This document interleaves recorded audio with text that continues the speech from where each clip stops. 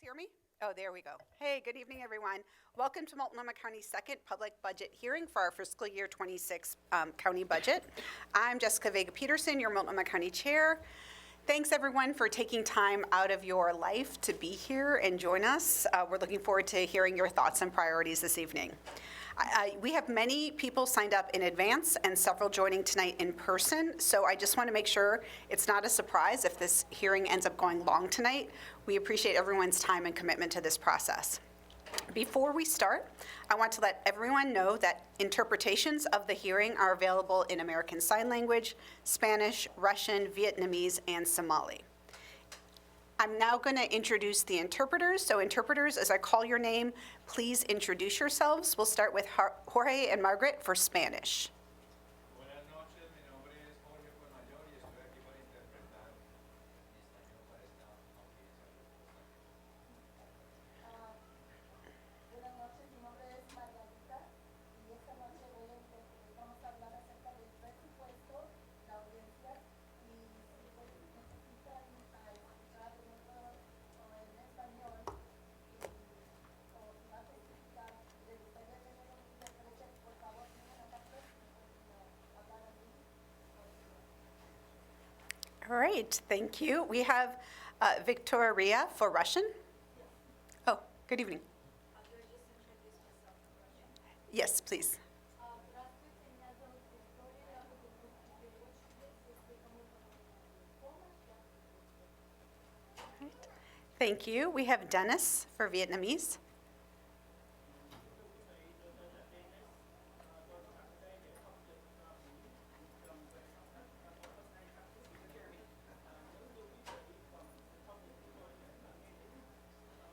Vince is downstairs on his phone. Okay. And if I figure if I beat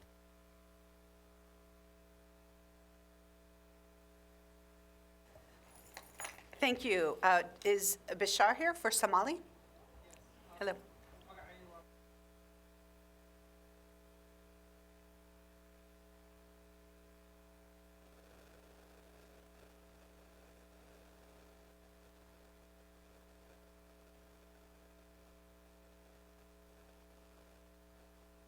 All right, thank you. And for American Sign Language, we have Tara and Aaron. All right. Great. So it's good to be with all of you tonight. As always, please bear with us through any technical difficulties that may arise during the meeting. So far, so good. Tonight's budget hearing is one way that Multnomah County collects community feedback on our budget before it will be adopted on Thursday, June 12th, at a regular meeting of the Board of County Commissioners. I'd also like to remind people that the written testimony on the county's budget can be submitted online throughout our entire budget process. You can find that form at our website, maltco.us/budget-feedback. That's maltco.us/budget-feedback. You'll also find links to the form in Spanish, Russian, Vietnamese, Somali, Simplified Chinese, and Chuukese on the website. You can also simply mail your comments to our board clerk at boardclerk@maltco.us. Hearing from you about this year's proposed budget priorities and how they represent Multnomah County's values is an essential part of our budgeting process. Your feedback will inform our decision-making as we continue working towards an adopted county budget in June that is truly representative of the communities we partner with and serve. This is a much tougher budget year for the county than many in recent memory. Despite that, the job of this board is to make the best use of the dollars we have to serve our community's essential needs and ensure resources are going to the people who rely on them most and whose needs we must prioritize during challenging times. Multnomah County's budget and priorities are not built in a silo. They're built alongside many partners in the community itself. Our county is built as much by community members who call Multnomah County home as for them. That is why this budget also looks at how we can be a more inclusive, equitable, and thoughtful partner. Hearing from you is part of that commitment, so I'm glad you're here with us tonight to share your voice. In addition to providing testimony tonight, I want to encourage each of you to consider joining one of our budget advisory committees. I have asked my office and the Office of Community Involvement to join us tonight. They are in that back room. To share another way you can get engaged. So I hope you'll consider joining this process in future budgets. Joining tonight as well are my fellow Multnomah County Commissioners. So before we get started, I would like to invite each commissioner to introduce themselves and which district they represent. And we will start with Commissioner Jones-Dixon. You get to start with me, huh? Anybody else have trouble parking this evening? Again, Commissioner Jones-Dixon, beyond honored to be here in the district that I represent. See so many familiar faces. We look forward to hearing directly from you as far as the needs as it pertains to the district and the rest of the county. I think most people know that my focus has been community safety and community empowerment through economic development. So I look forward to hearing about the needs and the concerns. Back to you, Chair. Commissioner Brim Edwards. Good evening, everyone. I'm Julia Brim Edwards. I represent a district that's mostly southeast and a little bit of northeast Portland, the adjacent district to Commissioner Jones-Dixon.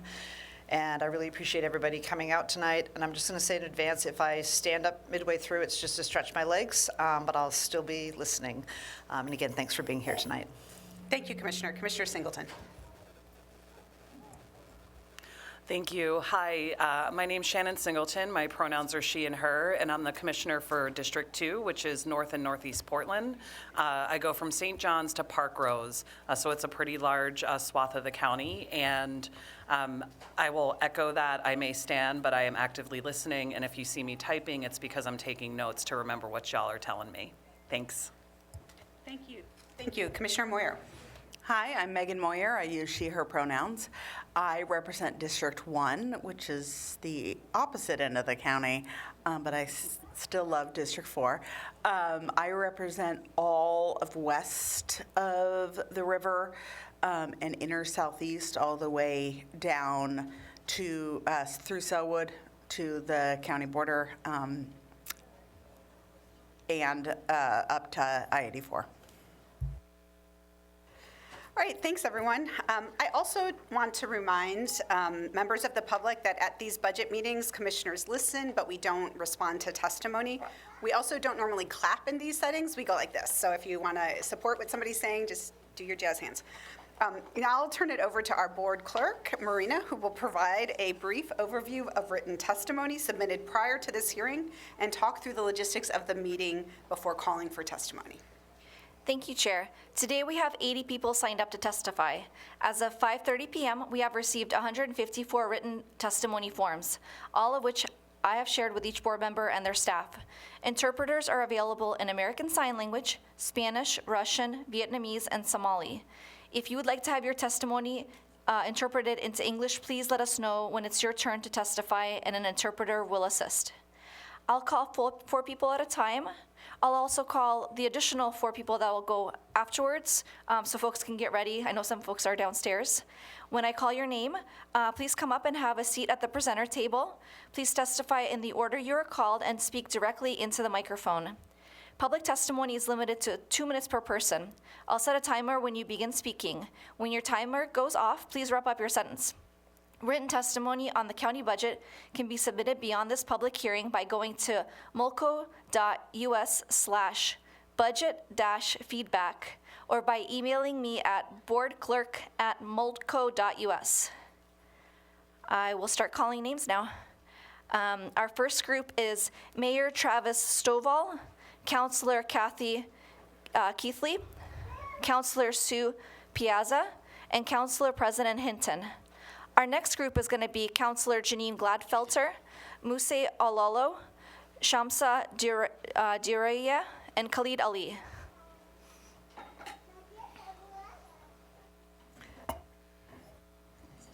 Well, I don't want to welcome you to your own city, so I will just say thank you for joining our meeting, and please go ahead. Well, thank you for joining. I'm coming to our city. We appreciate you holding this important discussion here in Gresham. As many of you know, I'm Mayor Travis Stovall, here, Mayor of Gresham, and hearing from me first, and then several, as you see, city councilors will also be testifying. We know that the county's budget deficit is challenging.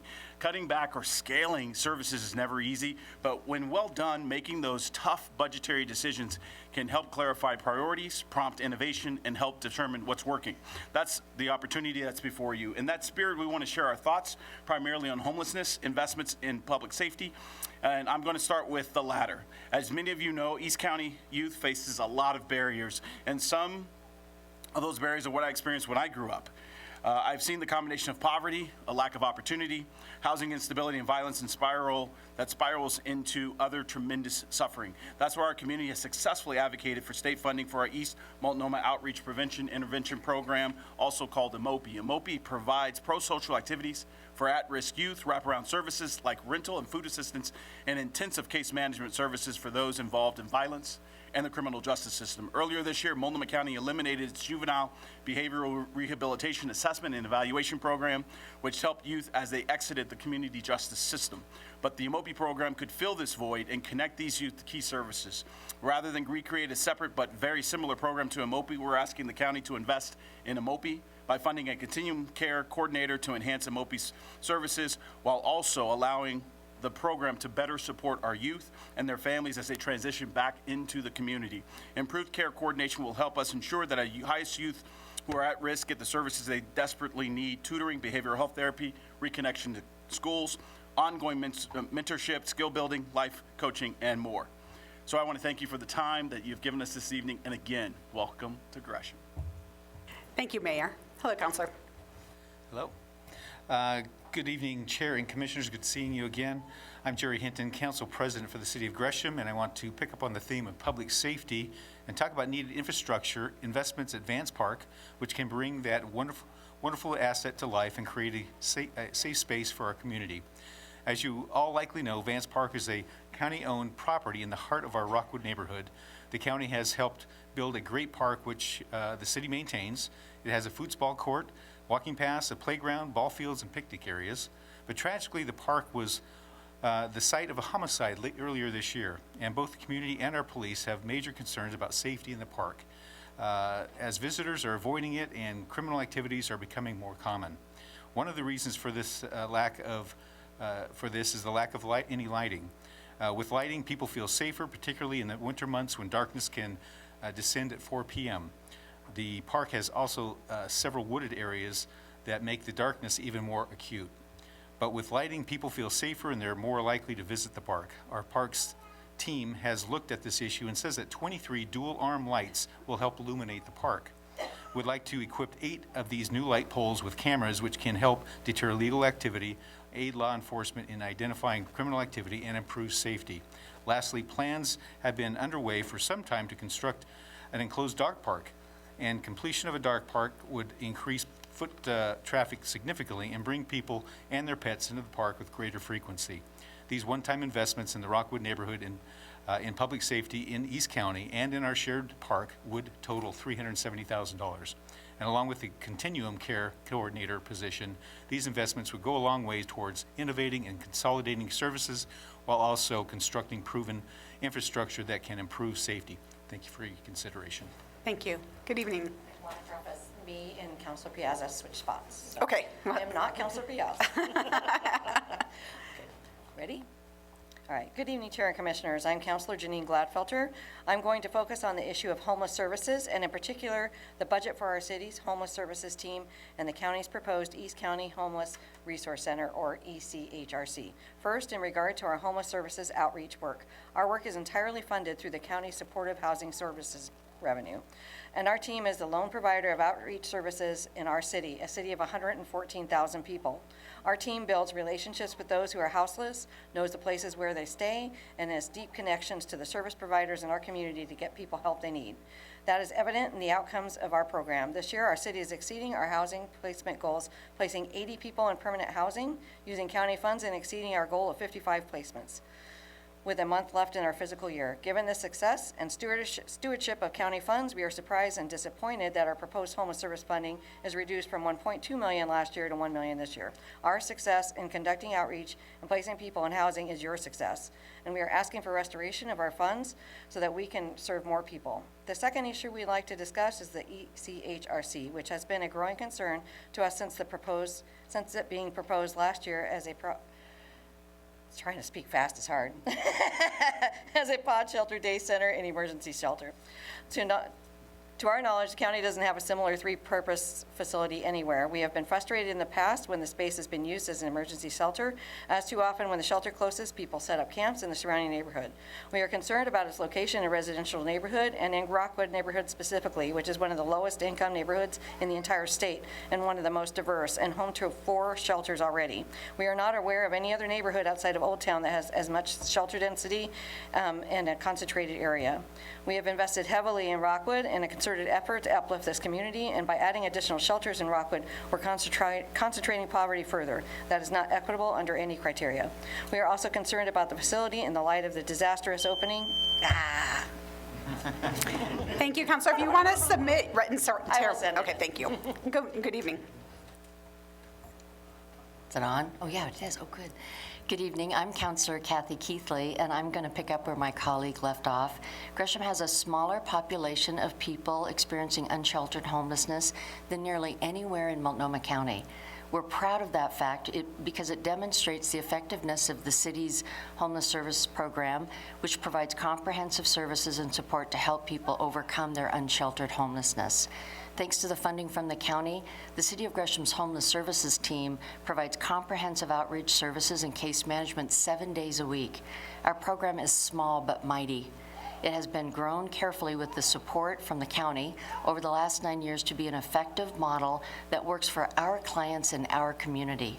Our homeless services team works closely with Bridges to Change, which operates a long-standing, well-run, successful day center which isn't funded by the county to serve those in our community in need. In addition to the proposed ECHRC, we have 7 other shelters in Gresham alone. The East County Center would bring that to 8, and another proposed shelter funded by the county would bring our total to 9. We recognize the need for community shelter. We do. But while Gresham has 7 shelters today and potentially 2 more, our East County neighbors have 0. East County may have a need, but Gresham is not the only city in East County. We already have one of the lowest property tax bases and financial challenges of our own to navigate. This center will add an additional burden to our resources when it's not needed. Additionally, a day center should be located in an area with a significant population of individuals experiencing unsheltered homelessness and limited access to nearby resources, conditions that are not met at the proposed East County Center in Rockwood. Greater needs exist elsewhere, and county funding should support these areas rather than adding an unnecessary facility to our community. Thank you so much for your time. Thank you. Thank you. Our next group is Counselor Sue Piazza, Musa Alol, Shamsa Direye, and Khalid Ali. The group after that will be Aidali Tizak, Jose Ricardo, Vizcarre, and Jocelyn Rosales. Hey, good evening. Please go ahead. Good evening. I'm Counselor Sue Piazza, and I'm concluding the council testimony here. In short, we'd appreciate more partnership on a political level and in coordinating the services in our county, our community.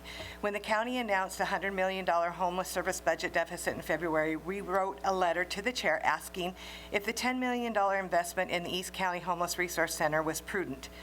It is very rare that the county invests that level of funding in East County. A tremendous opportunity to consult with us on what we need, as we feel like you do with the City of Portland. But as partners, we don't feel consulted in that work, nor does the neighborhood in which the shelter is being placed.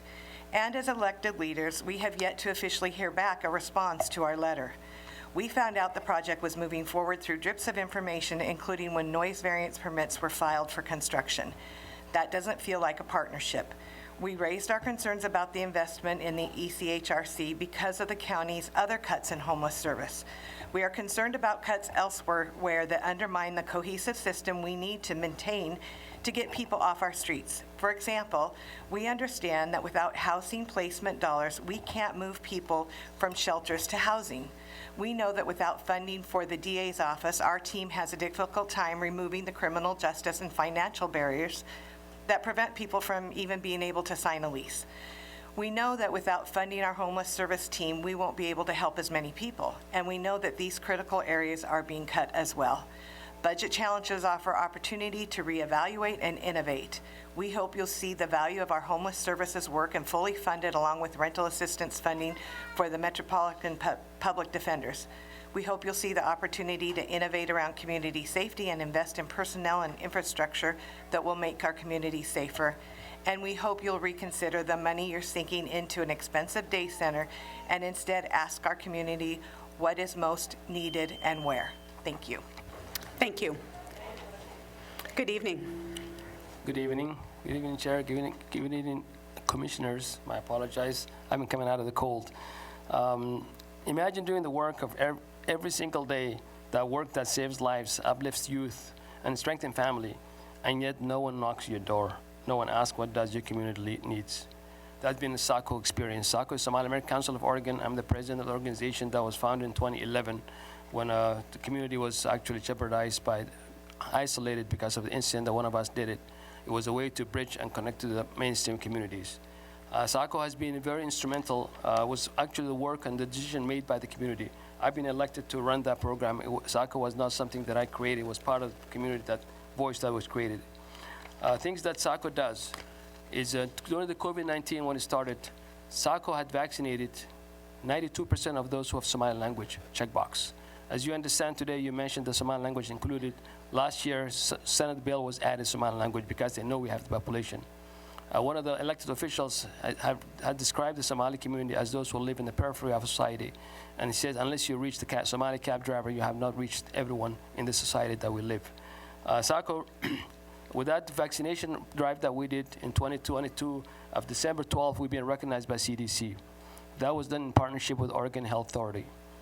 SACO does not only serve the Somali community, but also serve 500 families from Afghanistan. Anybody who walks in that door, we serve. We partner with Benestar as part of the Multnomah County program, and also community action, and help thousands of people, thousands, not hundreds of people, thousands of people get rental assistance program and save from trouble. We don't get a penny budgeted for that one. We use our other services to help and volunteers to do that kind of work. We manage rental, we support small business owners, we help with immigrants navigating through the system, law enforcement, that's why we have also a relationship with law enforcement, but yet we also run clinic. Thank you very much. Thank you. Good evening. Good evening. My name is Shamsa, and I'm here on behalf of the Somali American Council of Oregon. I would like to speak to you all about the work that we do, the barriers we've been facing, and the urgent need in equity, and how county, and particularly the fundings are shared and distributed among the immigrant and refugee community. First and foremost, SACO applied for the SUN program twice, and we made it to the second round and still got denied, without feedback or support, and as well as clarity. When you deny our inclusion without feedback, you are denying our community's voice and contribution. SACO is culturally grounded around tutoring academic support. SACO provides after-school tutoring for Somali and immigrant refugee youth whom are navigating a system that they're not aware of. We also do fentanyl and suicide prevention programs for Somali youth. We work with Lions for Life, pro bono, without being funded. We are working every day with East African Somali Muslim families whose children are not served in traditional spaces. They come to us because they see themselves in us. And because the families we serve are not showing up in other programs, they come to SACO because they trust us, because we understand them, and we are a part of them. SACO also provides support for women facing domestic violence, many of whom are afraid to seek help in our culture. We offer emergency support, faith-informed guidance, and referrals in culturally safe ways without funding. I would like to tell you guys a success story of a domestic violence client that one of our case managers worked on. One of our clients came to SACO after surviving years of physical and emotional abuse that left her deeply depressed and alone. Abandoned with no income and no support, she was connected to us through a domestic violence center. We provided emotional care and helped her with rent and utility bills. Our unfunded work helped her share her story on behalf of countless others who are still suffering in silence, because we want to help but can't always help without the limited resources that we have. We need more support to continue standing in the gap for survivors who deserve a chance to rebuild their lives. Many Somali and refugee families turn to SACO for help navigating parenting in new culture, often after trauma or separation. So in this case, it's prenatal care that a lot of the times they have no education about. These programs are volunteer-led and are unfunded. And remember, this is a critical prevention space to help families before crisis hits. What we're asking you guys to do is to meet us halfway, listen to us, and also listen to our community and everything that they need. Without your help, without your goal, and if you guys are saying equity is the county's goal, then let's work together. Because at this point, we have not been seeing the Multnomah County. Thank you. Good evening. Hello everyone. My name is Khalid. I'm here with Musa and Shamsa with the Somali American Council of Oregon. I work with SACO's youth program. I'm here to share how we support some of our most vulnerable people in our community, specifically Somali youth who struggle to stay on track. Every day I see our young people facing challenges that push them away from their school, from their family, and their community. Many of them are already disconnected when we meet them. Our work is about catching them before the system does. At SACO, we lead mentorship, tutoring, and leadership programs that focus on youth at risk of dropping out, joining gangs, and becoming involved in violence. These are not just programs, they are lifelines. What makes our approach effective is that it's deeply rooted in our culture. We speak the same language, understand the same faith and values, and truly know the experience of our youth. That's why they trust us. Just a quick story. A few years ago, we met a young Somali youth who came by our office. He was 16 at the time. His grades were failing. He had already been suspended twice early on in the school year. And there were rumors that he was hanging around older gang members. He was angry, disconnected, and didn't trust anyone, not teachers, not police, not even social workers. But we didn't give up on him. One of our youth mentors who came from the similar background started building a relationship with him. Slowly, he opened up. We invited him to youth workshops, paired him with a mentor who had walked in the same path as him before. We helped him get back in school, got him into tutoring, and kept checking in with him. And today, at 19, he's a young, responsible man. He just finished his first year at Portland State University studying business. He mentors young boys now, and the same way that we mentored him when he first came into us. So this is the power of culturally grounded and persistent community-driven support. We also do a lot of violence prevention. Our violence prevention work starts early. We mediate youth conflicts before they escalate. We support families when kids come home from detention or jail. We show up for emergencies because Somali youth, when they're in crisis, like their family calls us, not the police or the county. Thank you. Thank you. Next, we have Idali Tazak, Jose Ricardo Vizcarra, Jocelyn Rosales, and Diana Contreras. And I'd also like to invite the Spanish interpreter, please join us. The group after that will be Lynn Snodgrass, Claudia Lopez, Rowan Spillman, and Julie Costanzo.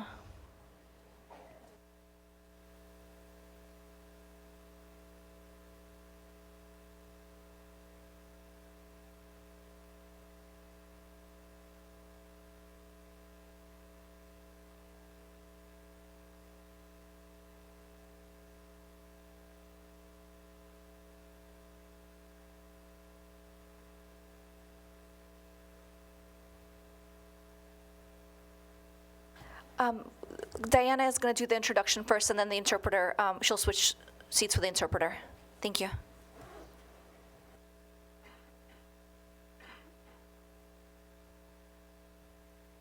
Good evening.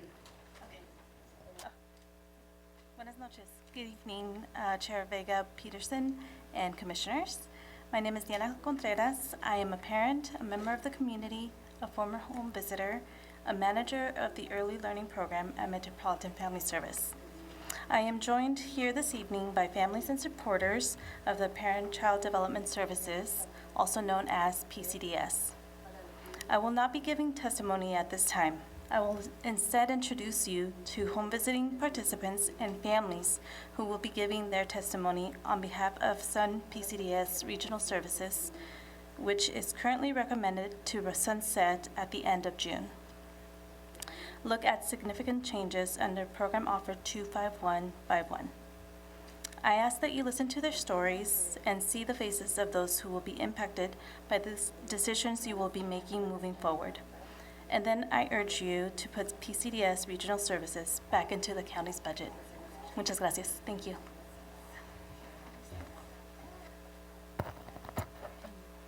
Buenas tardes.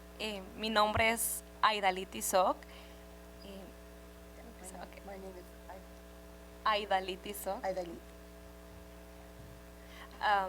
Es la primera vez que doy un testimonio y agradezco su tiempo esta tarde por escucharnos. And I appreciate you listening to us this evening. Quiero contarles cómo los servicios de I would like to PCDS talk to you about the me han services that I ayudado a mí receive y a mi familia. and about me and my family.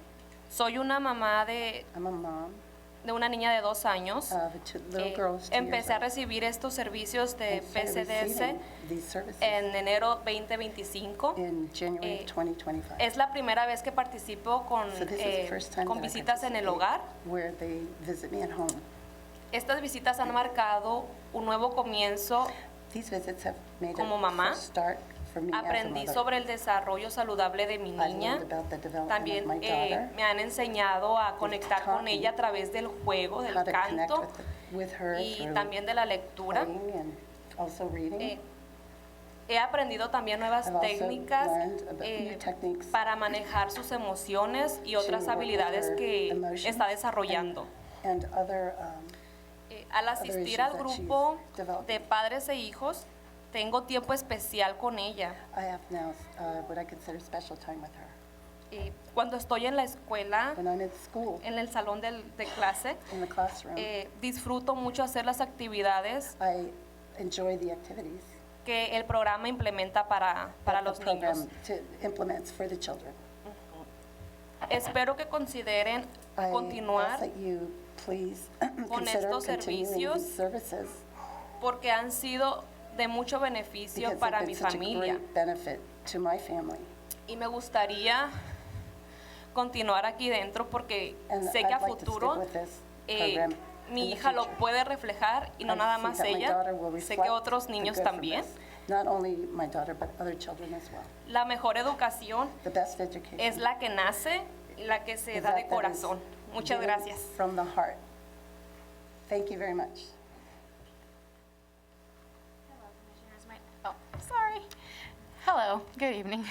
My name is Jocelyn Rosales, and I want to start also by saying that this is actually my first time doing a testimony as well.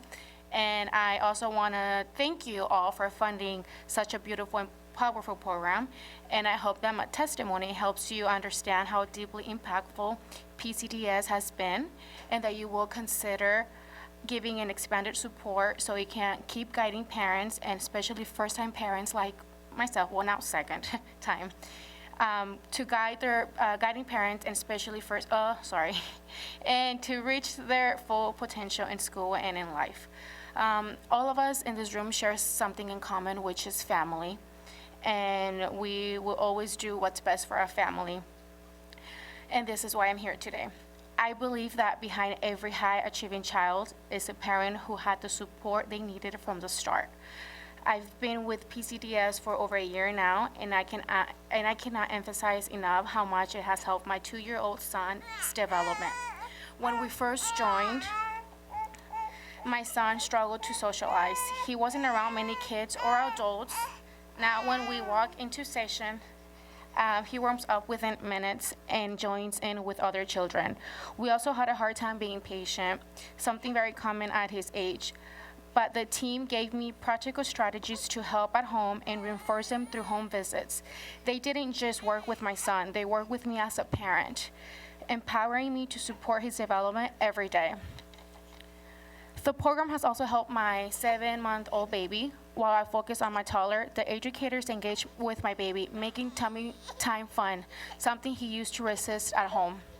I learned that every child is different and that we have to keep adjusting until we find what works best for them. PCDS helped me realize that and gave me the tools to succeed. Some families don't realize they don't have to wait until the age of 3. Thank you for your time and for considering the continued funding and expansion of this incredible program. Thank you. Good evening. Buenas tardes, mi nombre es José Ricardo y me gustaría expresarle mi experiencia con el servicio de PSDS. Good afternoon, my name is Ricardo. I would like to express what I have learned again with the program of PCDS.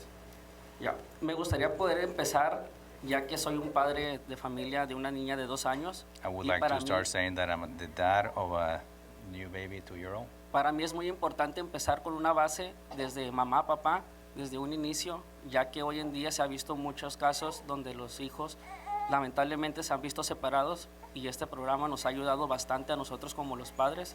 I would like to start with saying that every child needs a dad and a mom. For first-time parents, this is something that kids need these days. Ya que mi hija ha podido aprender, desarrollar ya un aprendizaje más avanzado con la ayuda de todo el equipo, tanto como con amigos, con el servicio. And program is helping my daughter just to socialize not only with friends, also with the team that is helping her out. Nos ha ayudado a muchos padres de familia a comprender un lenguaje de un bebé, ya que no nacimos con esa experiencia, pero sí nos pueden formatar una base con el cual con el paso del tiempo podemos irlo mejorando y poder guiar a nuestros hijos a un mejor futuro y una mejor crianza. This program is teaching us the kids' language and is giving us a good base how to be better parents. Gracias. Thank you. Gracias. Thank you. Next, we have Lynn Snodgrass, Claudia Lopez, Rowan Spillman, and Julia Costanzo. The group after that will be Diane Zhidlovsky, Roxanne Nygaard, Sako Eth, and Tiana Tozer. Great. Good evening. You're welcome to begin. Go ahead. Thank you. Honorable Chair and Commissioners, thank you for being here. I'm Lynn Snodgrass, the CEO of the Gresham Chamber, and welcome to the fourth largest city in Oregon. One short year ago, after 30 years, our citizens increased attacks on themselves by strongly passing a public safety levy, proving that public safety is a #1 priority. The priority message should resonate and have an impact on your priority decisions as well. Many programs are important, but no program is as important as safety, because without safety as the key priority, the workload of all other departments increases. The Chamber represents 400 businesses and employs 32,000 people. This is the first time ever that they have involved themselves in a local government budget. We've supported bonds and levies, but never taken this action, so my being here is unprecedented. The Chamber strongly supports keeping the DA budget at least at current service level and strongly suggests including the proposed investments not funded. If the DA's budget is maintained at current levels, the commitments for alignments and partnerships across all departments, the public will receive a level of safety that they want, deserve, and need. Commissioners, I'm sure each of you can appreciate the value of one or more of the proposed services, including the Civil Commitment Deputy. We know the Organized Retail Theft Task Force and the Auto Theft Task Force have made measurable difference in our communities. The Domestic Violence Unit currently has 5 assigned to the unit. With a 5% budget cut, it'll be down to 4 people. What that means in real time is that the victim will have to wait longer for closure. Currently, the average timeline is 120 days. With 1 fewer staff, it'll be 420 days. That's well over a year since the criminal was charged, longer from when the time was committed. They need closure faster. Meanwhile, the criminal is out committing new crimes. We appreciate the efforts of all departments to provide homeless solutions, but reductions in the treatment court, homeless services, and juvenile unit make all of the other departments even harder, as the DA is a partner in curbing the problems. A strong DA department is a stronger partner for all of the departments in the county. It's a win-win. We encourage you to maintain the level that's currently in place and to look closely at the proposed investments. Thank you for being here. Thank you. Good evening. Good evening. My name is Claudia Lopez. I want to thank you for your time and continued support. This is my first time participating in a public testimony. I do so because I worry about the future of my family and community I have built in here in the PCDA's home visiting program. I'm a mother of 3 children. I'm writing you to ask from the bottom of my heart to please continue funding PCDA's home visiting program. My youngest daughter has been in the program since she was born, and she is going to be turning 2 years old. The program has been an incredible support system for our family, especially during the most important early years of our life and postpartum. The home visiting programs have provided my whole family with guidance, encouragement, and education about my child's development that I have not had otherwise thrived off. I thrive off the one-on-one support I receive through bonding with and building with my home visitor It's okay. You're doing fine. Take your time. Through this, I have gone to develop and achieve personal and family-centered goals. The program has become an essential part of my life. I look forward to coming to the classroom every Friday. My child and I have gained confidence through the parent and child interaction group. She and I thrive off socializing and learning from others. My husband and I have gained more confidence in parenting by the support that they have offered in providing us with parenting classes. I am fearful that if that goes away, I won't be able to be as open to starting over. I please urge you to continue funding PCDS home visiting program. It truly makes a difference. Families like mine depend on it. Thank you for your time and for listening to my story. Thank you. You did great. Hello, my name is Rowan Spillman. I work with Metropolitan Family Service and our Family Resource Navigators. First and foremost, I want to thank you for including Family Resource Navigators in this proposed budget. These services are essential. It's not often that people show up to tell you when you're doing things right, and I wanted to make sure that that was heard. And even if people aren't here to speak on that, they're essential services that are a huge backbone in the safety nets and supportive services across county. Another program that serves similarly as a safety net, resource hub, and backbone is the PCDS program. And I would urge you to reconsider the funding for this program. Programs that work directly with families to eliminate barriers, to create long-term systemic change by providing safety nets and community connections and trusted relationships are some of the most effective measures at changing outcomes for low-income communities that we can offer.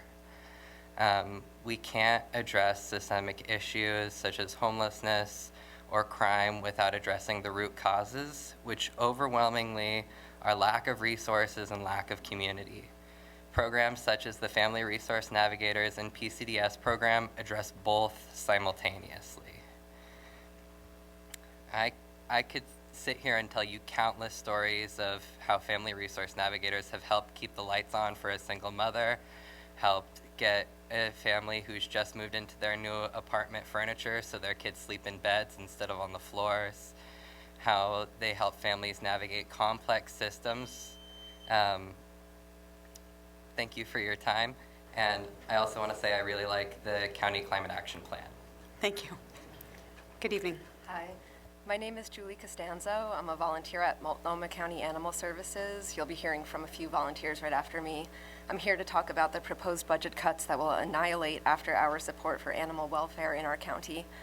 With call center, field officer, and vet service contracts being terminated, Multnomah County residents will be losing after-hour support to deal with strays, including animals that are gravely sick or injured.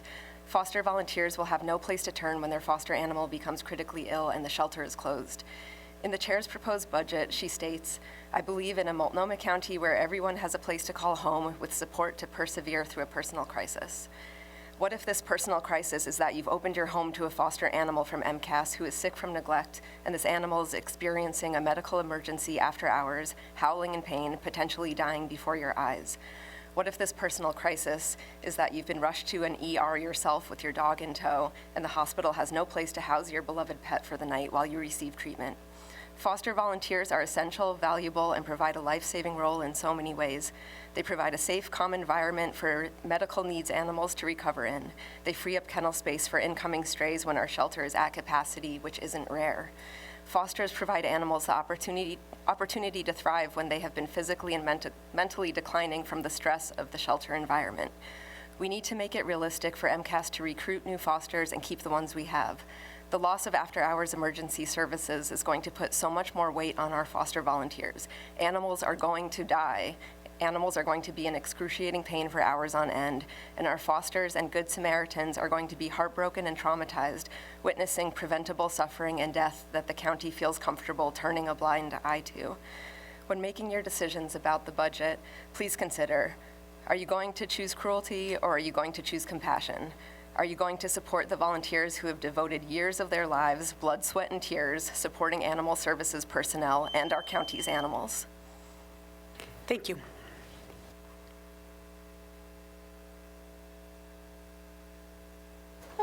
The next group is Diane Zhidlovsky, Roxanne Nygaard, Soko Eith, and Diana Tozer. The group after that will be Alina Bedoya, Maria Jose Zavala, Jocelyn Avalos Diaz, and Jessica Cisneros Flores.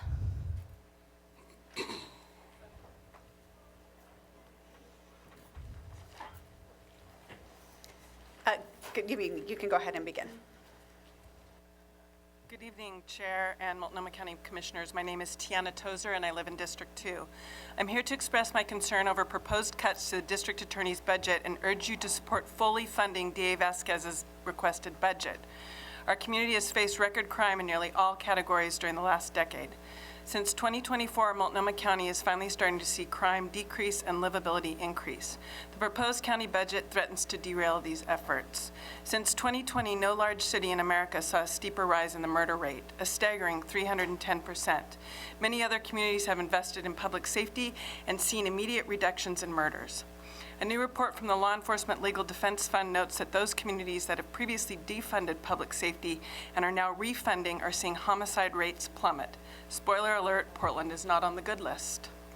As a victim of violent crime, I would remind you that in a system that is designed to ensure that the criminal's rights are protected, the DA is the victim's voice and their only advocate. Here in Multnomah County, it is our most diverse and low-income communities that bear the brunt of traffic and gun violence. We can say Black Lives Matter all we want, but until our actions reflect that, we are only virtue signaling. We have to show our minority communities that they matter. Thank you again for standing up for local government's basic responsibility to protect public safety and keep our communities safe. Once again, I urge you to support District Attorney's requested budget. Nothing less than our future is at stake. Thank you for your time today. Thank you. Good evening. Good evening, Chair Vega Peterson and County Commissioners. For the record, my name is Soko Eith. I work for the Immigrant and Refugee Community Organization, IRCO, with our Pacific Islander and Asian Family Center and our sister sites centers, Africa House, Slavic Eastern European Center, and the Greater Middle East Center.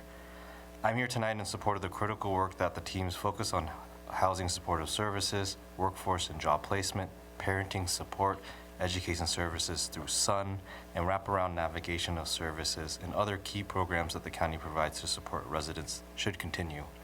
Program models like those at IRCO with No Wrong Door stabilize our communities through long-term successful anti-poverty initiatives through culturally specific response. Today, we are seeing challenges and barriers brought on in the policy choices at the federal level. With so many funding uncertainties at the federal, state, and local levels, now more than ever is a time for the county and partners to come together to continue to support populations like our refugee and newcomer immigrant communities. As the uncertainty continues, we must step up collectively to support our neighbors, youth, elders, working families, and those most vulnerable. Continue to know that with such programs with community-based partners, that every dollar invested in our refugee and immigrant communities, our BIPOC communities, that it returns to our communities 2 or 3 times more in the long run. Our communities, our neighbors know that the challenges, resolving the fiscal gaps, are difficult, but we must also know that the challenges following cuts or reductions in a time of need will only hurt us in the long run. Commissioners, thank you for your time and leadership in this moment for our county. Thank you. Good evening.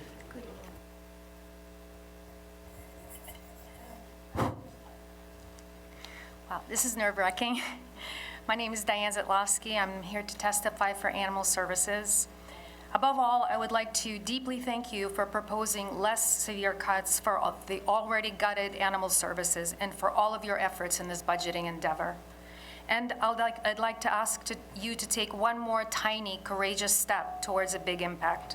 Please add $250,000 to the medical staffing budget. It is a mere 0.006% of the county budget, but if invested in medical staffing, this additional tiny amount could help make our clinic fully operational 7 days per week. Why does this matter? Microchip, vaccinate, spay, and neuter. This is a trifecta of shelter adoption. Among other things, it ensures population control. Less cats and dogs born, less resources needed in the future.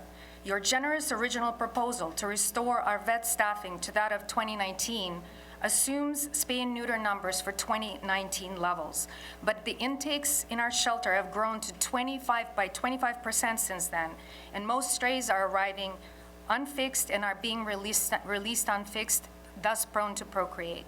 So staffing to 2019 levels will be like putting a Band-Aid on a gaping wound. Adding a mere $250,000 to medical staffing will cover one more animal care technician and one more certified vet tech, thus helping us to operate the clinic 7 days a week. This will help close the 25% volume gap and the cycle of unfixed animals leaving the shelter, thus creating a permanent solution into the future, not a temporary patch. This is not a budget dichotomy. It's not people versus animals. What happens or doesn't happen in the shelter completely produces ripple effects into the community. This tiny step will have a huge impact for all of us. So thank you for all your tireless efforts in this process, and please go all in for a permanent solution by adding a mere $250,000 to operate 7 days a week for 2025, not 2019. Thank you. Thank you. Good evening. Good evening, Commissioners. My name is Roxy Nygaard, and I spoke to you nearly 2 months ago in support of your approval for the Multnomah County Animal Services preliminary planning proposal for the new animal service facility. Thank you for that, by the way. Today, I'm here regarding the 2026 proposed budget, asking you to please maintain the after-hours support services, including the contract for Dove Lewis for emergency services. The reason to eliminate the after-hours support is due to rising costs and the relatively low numbers of cases served.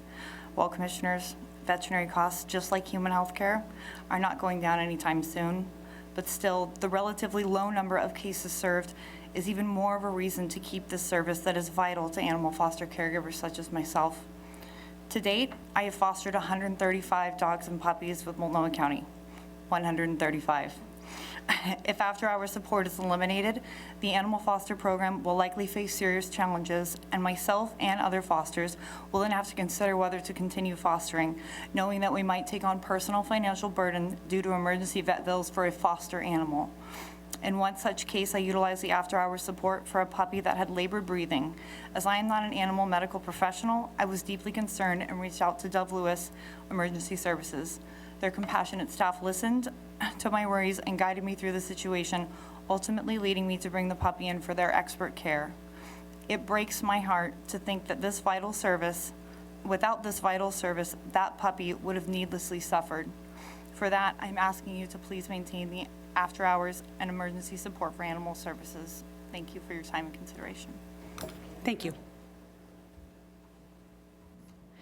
Next, we have Alina Bedoya, Maria Jose Zavala, Yoselin Avalos Diaz, Jessica Cisneros. The group that will follow them will be Johanna Banquero, David Rodriguez, Annie Farinas, and Diego Benuelos.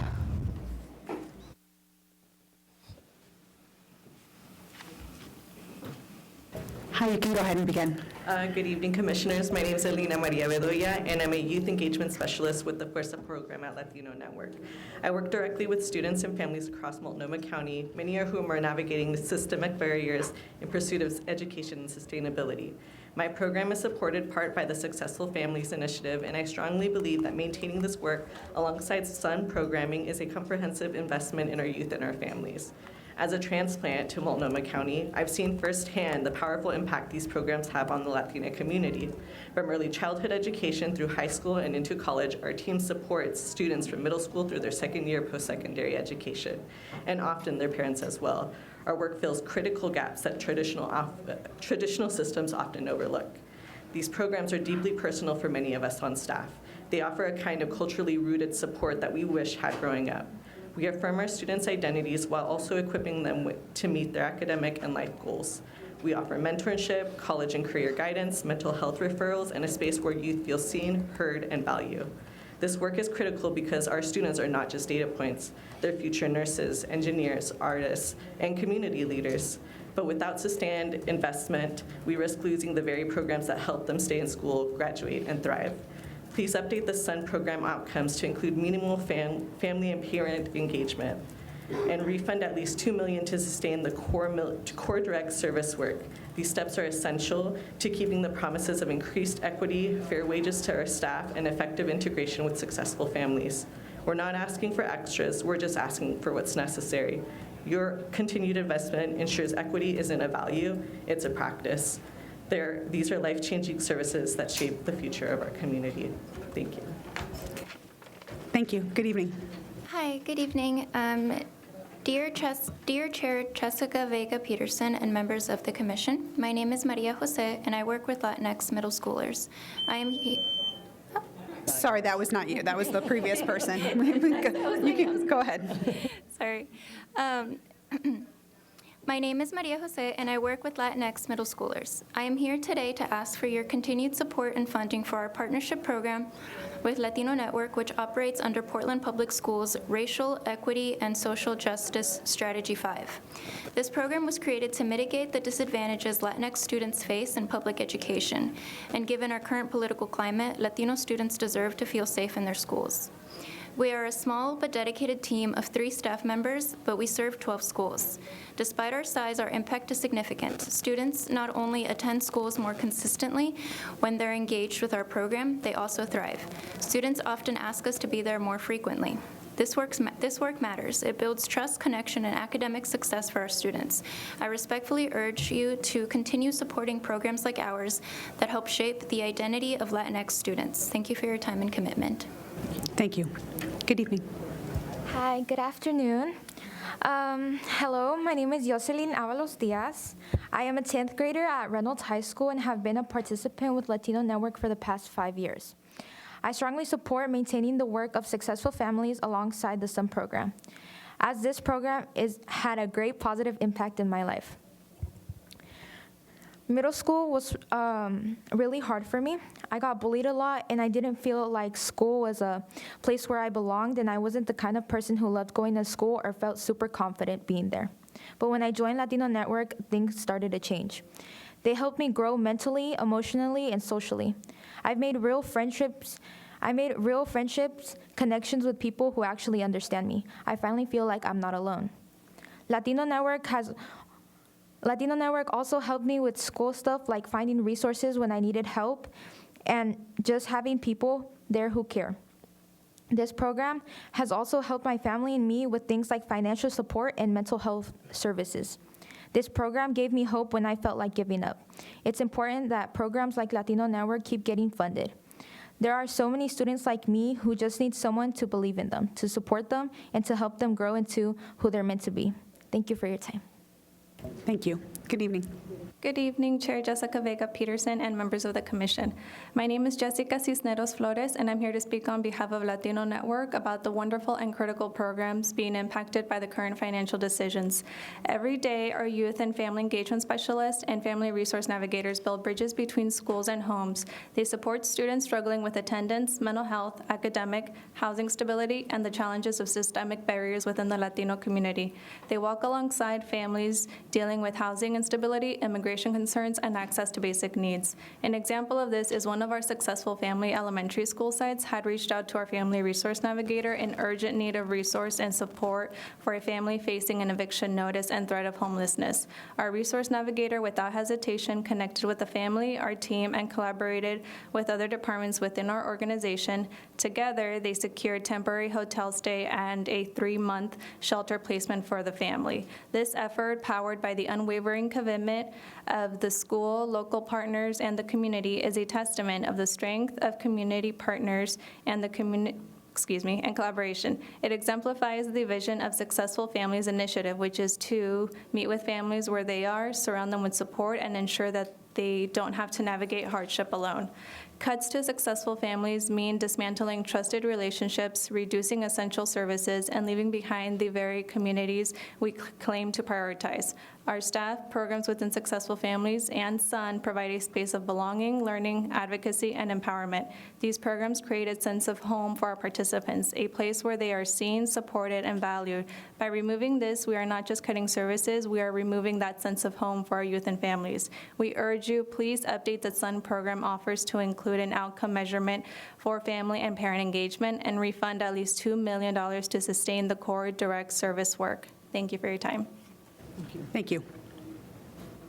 Next, we have Johanna Banquero, David Rodriguez, Annie Farinas, and Diego Banuelos. The group after that will be Christina Flores, Antoniqua Clay, Anita Kialani Yap, and David Dahl.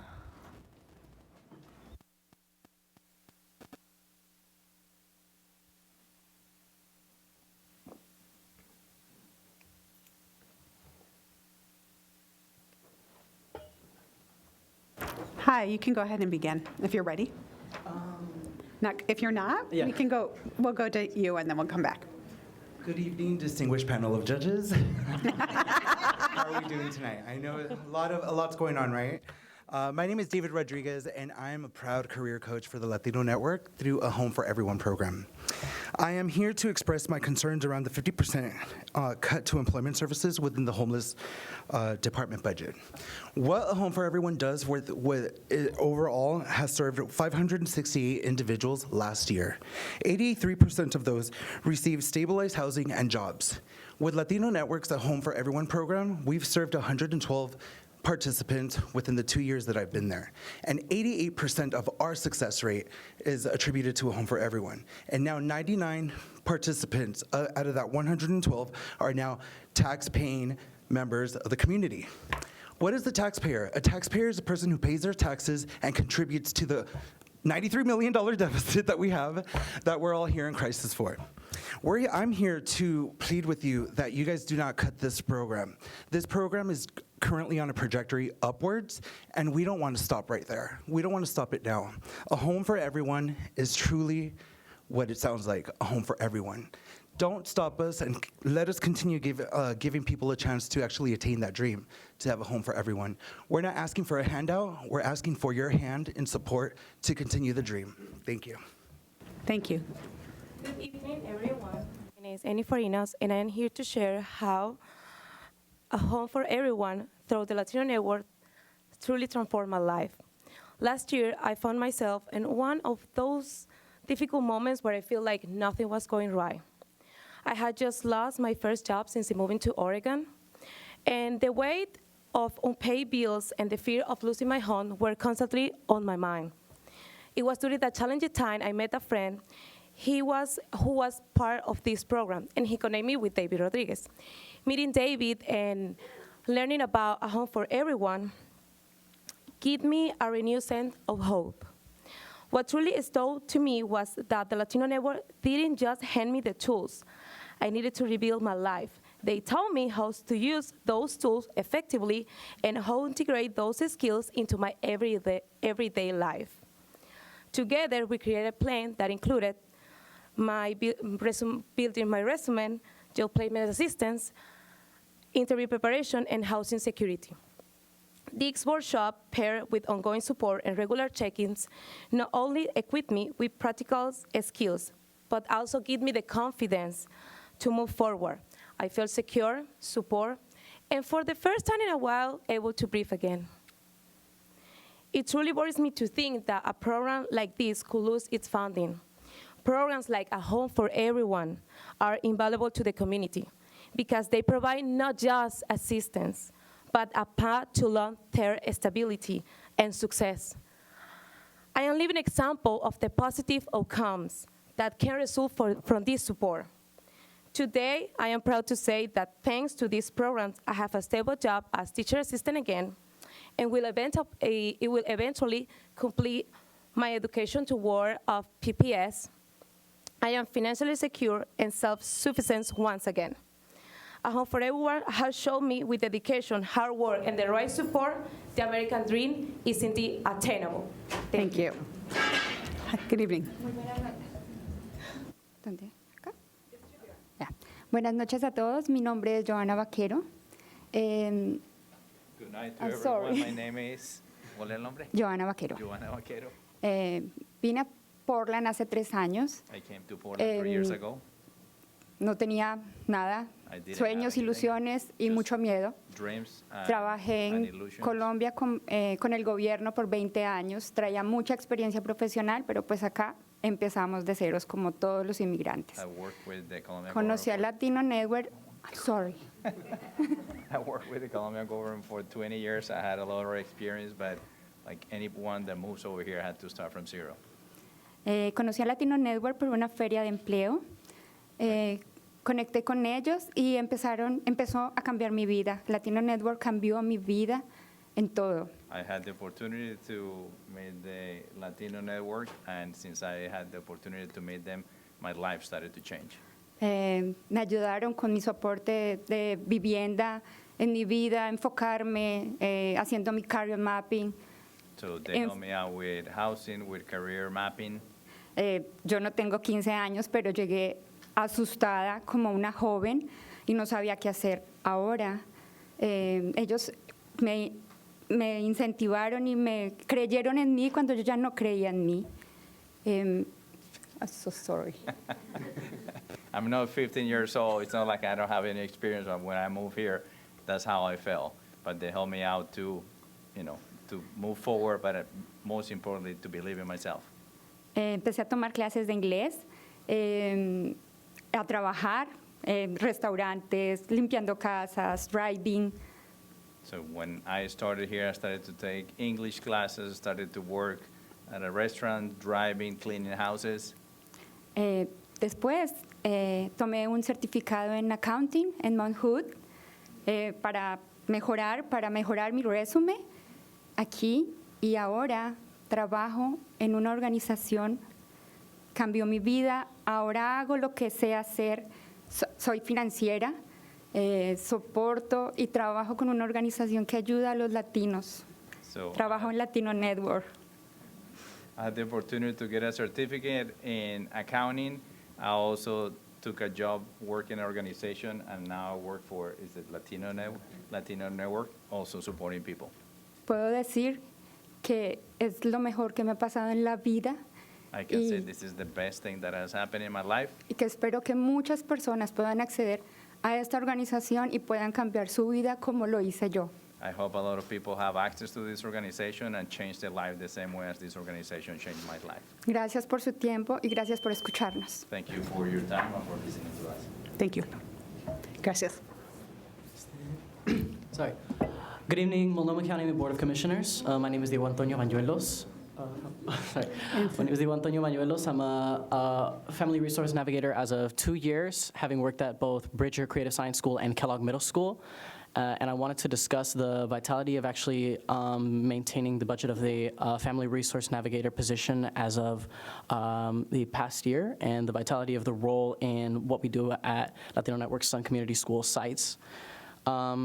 So first of all, I just want to clarify that Sun Community Schools is often perceived as an after-school program, and the attachment of the Family Resource Navigator position with Sun at Kellogg may seem, as far as I'm under the impression, something a bit more new. However, this is not necessarily the case. The Family Resource Navigator position has been in existence for years and has supported a lot of different families throughout Multnomah County. And from my own experience, I mean, with the limited resources our organization already has, during my first year at Bridger, when I was in charge of rental assistance applications, for example, I was able to secure support from our partner Home Forward for 5 clients who had been struggling with housing, the majority of which were all under threats of eviction. After a change in site and slight adjustments in my responsibilities that led to me moving to Kellogg, I've assisted clients in the application process for numerous amounts of different applications, which I can't even necessarily detail without going way too long. But one example I could give right now is a financial support initiative that is actually actively being worked on, where we have been, and this has been conducted similarly at Bridger, where we're assisting 8 specially identified families who are currently in various states of poverty due to issues with involving medical bills, involving unemployment. Some of our clients are unhoused, and many situations of that sort. I've also worked diligently leading our monthly public free food markets, where I've collaborated with local community members under the oversight of OFB to supply each month hundreds of community members with produce, canned goods, and other relevant groceries. Thank you. Yeah. Thank you. Our next group is Christina Flores, Antonica Clay, Anita Kialani Yap, and David Dahl. The group after that will be Patricia Moore, Dennis Scott, Philip Berlin, and Sahan McKelvey. Hi, good evening. You can begin if you're ready. Commissioners, thank you for this forum of public communication and testimony. This is my first time testifying or giving a testimony, and I have given my written testimony as well. The county built a building, Lone Fir Cemetery, years ago. Could you just say your name for the record, please? My name is Dave Dahl. Thank you. And there's a Chinese memorial at Lone Fir, Block 14 is very important to me. I think about it often. I still think about the people that are buried there with no recognition. Again, my name is Dave Dahl, and I'm a builder serving the death care industry for 36 years now. I serve on the board for the Oregon Cemetery Association. I've served on the Washington Cemetery and Funeral Association. I serve on the board for Portland Chinatown History Foundation, and I'm the current treasurer for the Lone Fir Cemetery Foundation. I joined Lone Fir Cemetery in 2018 as an expert in the death care industry with regard to design and construction to support the Block 14 project specifically. I've designed and built projects in cemeteries around the world, including China and at Lone Fir Cemetery. In 2018, I designed and built the Chestnut Grove Columbarium Memorial Garden at Lone Fir Cemetery. I feel I want to pause in respect for those people. I just want to take a moment, and maybe it's my full 2 minutes, because it was wrong what was done, and we're here today to ask for the right. We've asked for a formal apology and $2.5 million for endowment care fund and construction funding. I feel personally it should be $5 million in that endowment care fund based on my past history and experience. This is an emotional subject. A lot of us have been discussing this and joining meetings and community meetings for many months, many years, decades, that we've been looking for this project. I appreciate that Metro Council and your council has stepped up to support us. Thank you. Thank you. Good evening. Hello, Chair Vega Peterson and Commissioners. My name's Anita Yap. I'm here to testify about Block 14. I'm a fourth-generation Chinese-American, Native Hawaiian, born and raised in East County, member of CAACA, Chinese American Citizens Alliance, Consolidated Chinese Benevolent Association, APANO, but also part of the design team that led the effort for Block 14. So for those of you that don't know the story of Block 14 and Multnomah County's responsibility, I'm just going to give a short, from my perspective on that is, and contrary to previous history shared by government, Block 14 was not owned by the railroad, and it was not a temporary mass grave for Chinese railroad workers. You've seen pictures of it. There were permanent graves there, and they were meant to be there. They've been buried there since 1868, and at one time there were almost 3,000 people buried there. So upon assuming ownership by the county in 1928, they compelled the Chinese community to remove some of the graves. There are other ethnic enclaves at the cemetery, but they weren't asked to be removed for whatever reason, and we probably know what that is. So common burial practices in Chinese is that it was intended to exhume the remains and return them to the family back in China. This is mostly reserved for men, but there's also women and children buried there that were not removed. So in 1948, the county compelled the Chinese community to remove the rest of the remains there. They took their backhoes and dug them up. They built the Morrison Building, and in 1950, and then in 2004, demolished the building and found out there were still intact graves there. So they didn't record the names of individuals or locations, so we don't know, other than there are remains still there. So what I want to ask the commission is to consider doing the right thing for the community. It's been 97 years, and it's about time to fully fund and restore this, our ancestors. Thank you. Thank you. Good evening. Thank you for the opportunity to submit testimony. My name is Antoniqua Clay, representing Central City Concern.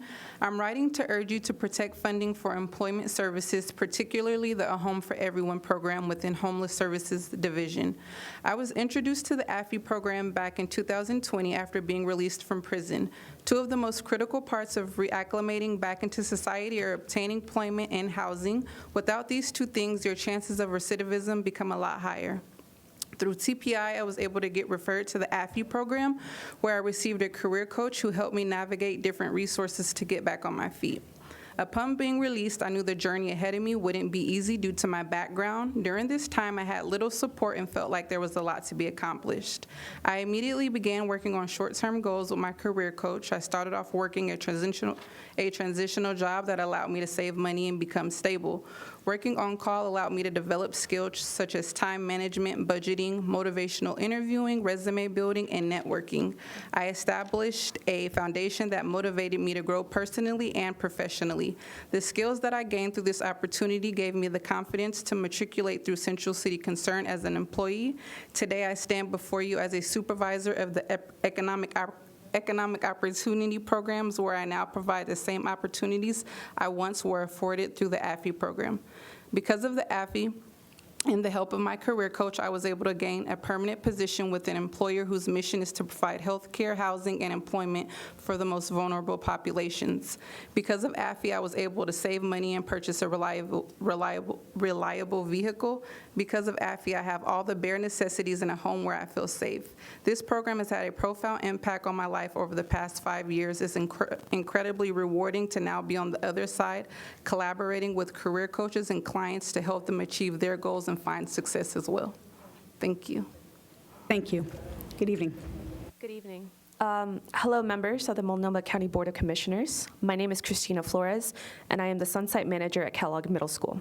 I'm here to advocate for the funding of our Family Resource Navigators in the county's fiscal budget for 2026.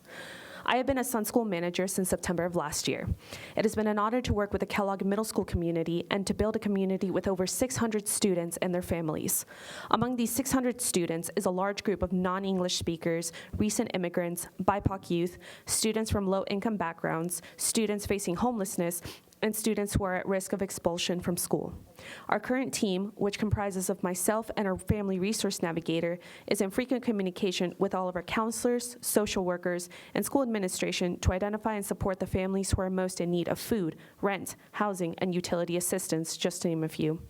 If you haven't experienced the challenging world that is case management and resource navigation, it can take hours, days, and even months to find and connect families to critical resources, which is time that cannot be neglected as it's so deeply involved in a family's survival. But the Sun Schools are not only about family resource navigation. They're also the centerpiece for community engagement, collaboration, after-school programs and events for students, workshops for families, and academic support, to name a few of our services. With the current county's budget proposal, eliminating such a critical role while expecting our Sun School to support the families of over 600 students, and that's not even mentioning other Sun Schools, is incredibly unsustainable.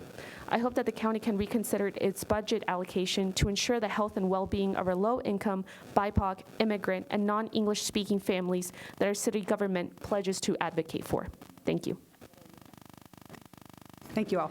Next, we have Patricia Moore, Dennis Scott, Philip Berlin, and Zahan McKelvey.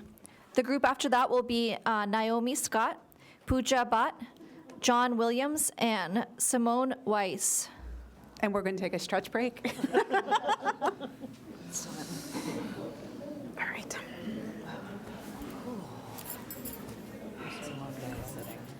My back's doing fun stuff.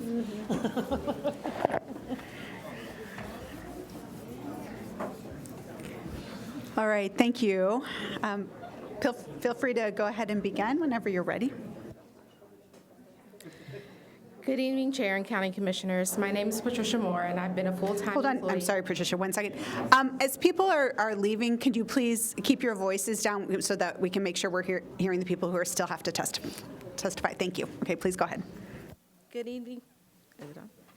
Good evening, Chair and County Commissioners. My name is Patricia Moore, and I've been a full-time employee at Self Enhancement Incorporated for the last 7 years. I stand before you today not as someone who does this work for the love, and passion I have for our community. What many view as just a community, we see as a family, and behind every family member there is a village. But what happens when that village itself is struggling to survive?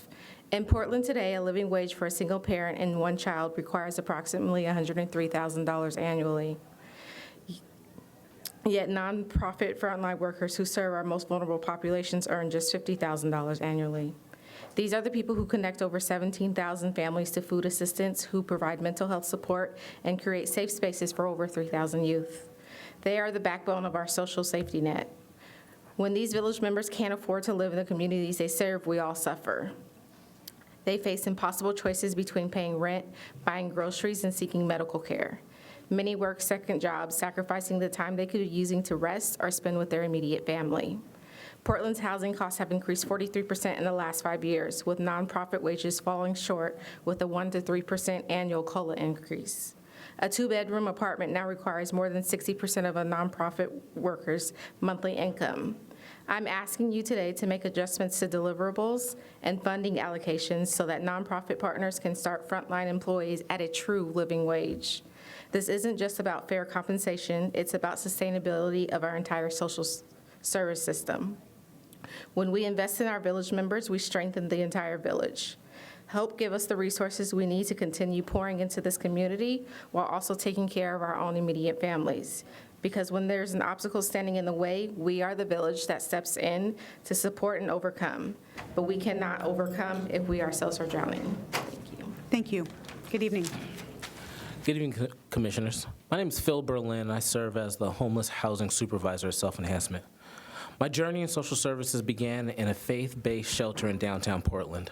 I've seen firsthand how shelters provide vital stability during crisis, but I've also seen that keeping a family housed is far more humane and cost-effective than helping a family recover after losing everything. At SCI, we receive around 600 calls each month from families on the brink of eviction. Last year, we were only able to help 60 of those households, just 10% of that need. If eviction prevention funding is cut, we'll only be able to help about 20 households monthly, about 3% of those asking for help, leaving thousands at risk of losing their homes. With rent rising across the Portland area, more families are spending over half their income just to stay housed. Without support, eviction becomes inevitable and homelessness will follow. The financial case for prevention is clear. Keeping a family housed costs about $6,000, and over 80% of the household to receive eviction prevention from SEI remain housed without further assistance. The cost of rehousing after eviction climbs to about $35,000. And shelter is even more expensive, costing between $20,000 and $40,000 per person each year. A family of 4 in shelter could cost about $80,000 annually. And in a pod village alone could cost $80,000 per person each year. Cutting eviction prevention to fund shelters is both ineffective and expensive. Every dollar invested in prevention saves thousands, protects families, and relieves pressure on our overburdened shelter system. Please protect and expand eviction prevention funding. It's not just the right thing to do, it's the smart thing to do as well. Thank you. Thank you. Good evening. Good evening. My name is Denise Scott. I'm a housing coordinator at Self Enhancement, a nonprofit that has been serving our Portland community over 44 years. We provide education, mentored, and critical housing support to thousands of individuals and families every year. Our mission is to the root in empowerment, and stable housing is the foundation of that. I speak to you today not only as a professional on the front line of eviction prevention, but also someone who personally faced trauma and of nearly losing my home as well. It is painful, destabilizing experience, one that's far too many Oregonians are still going through. In 2024, Oregonians saw over 25,000 evictions filed statewide, and an increase to increase from the previous year, which Multnomah County alone accounts for more than 7,000. That's hundreds of families each week, many of whom are just a paycheck away, a medical bill away, or emergency away from losing everything.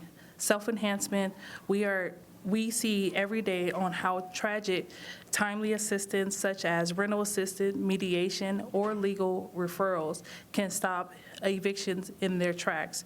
The demand for these services have grown without sustained funding. We simply cannot meet these needs for our community.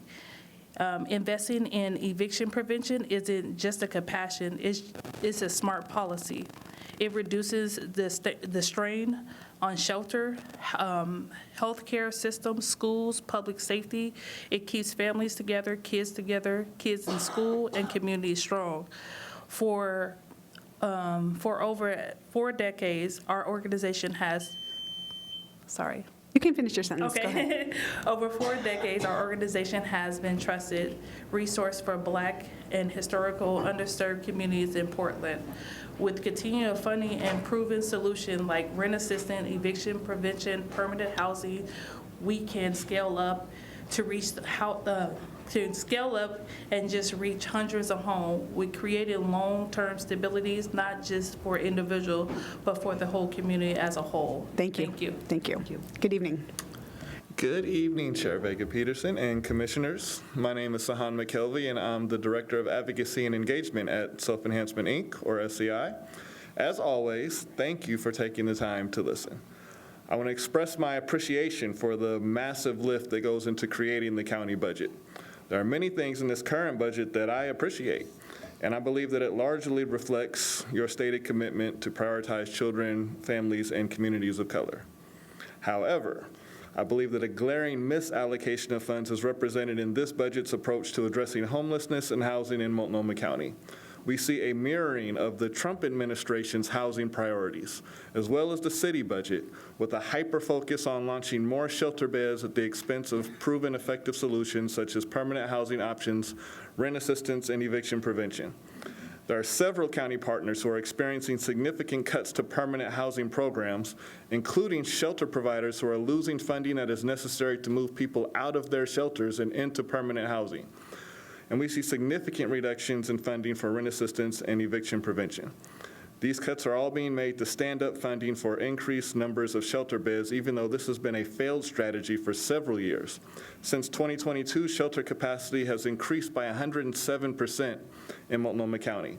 But in 2024, only 1 in 5 people moved from shelter into permanent housing. The overinvestment in shelter is not working, and yet we are proposing to double down on a failed strategy rather than pivot to what is proven.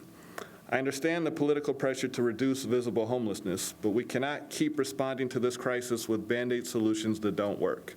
Shelter is not housing. If we truly want to reduce unsheltered homelessness, we must invest in increasing exits from shelter into housing and reducing entries from housing into shelter. This is how we increase access to shelter beds for those that need this level of intervention, not by diverting funds from effective solutions.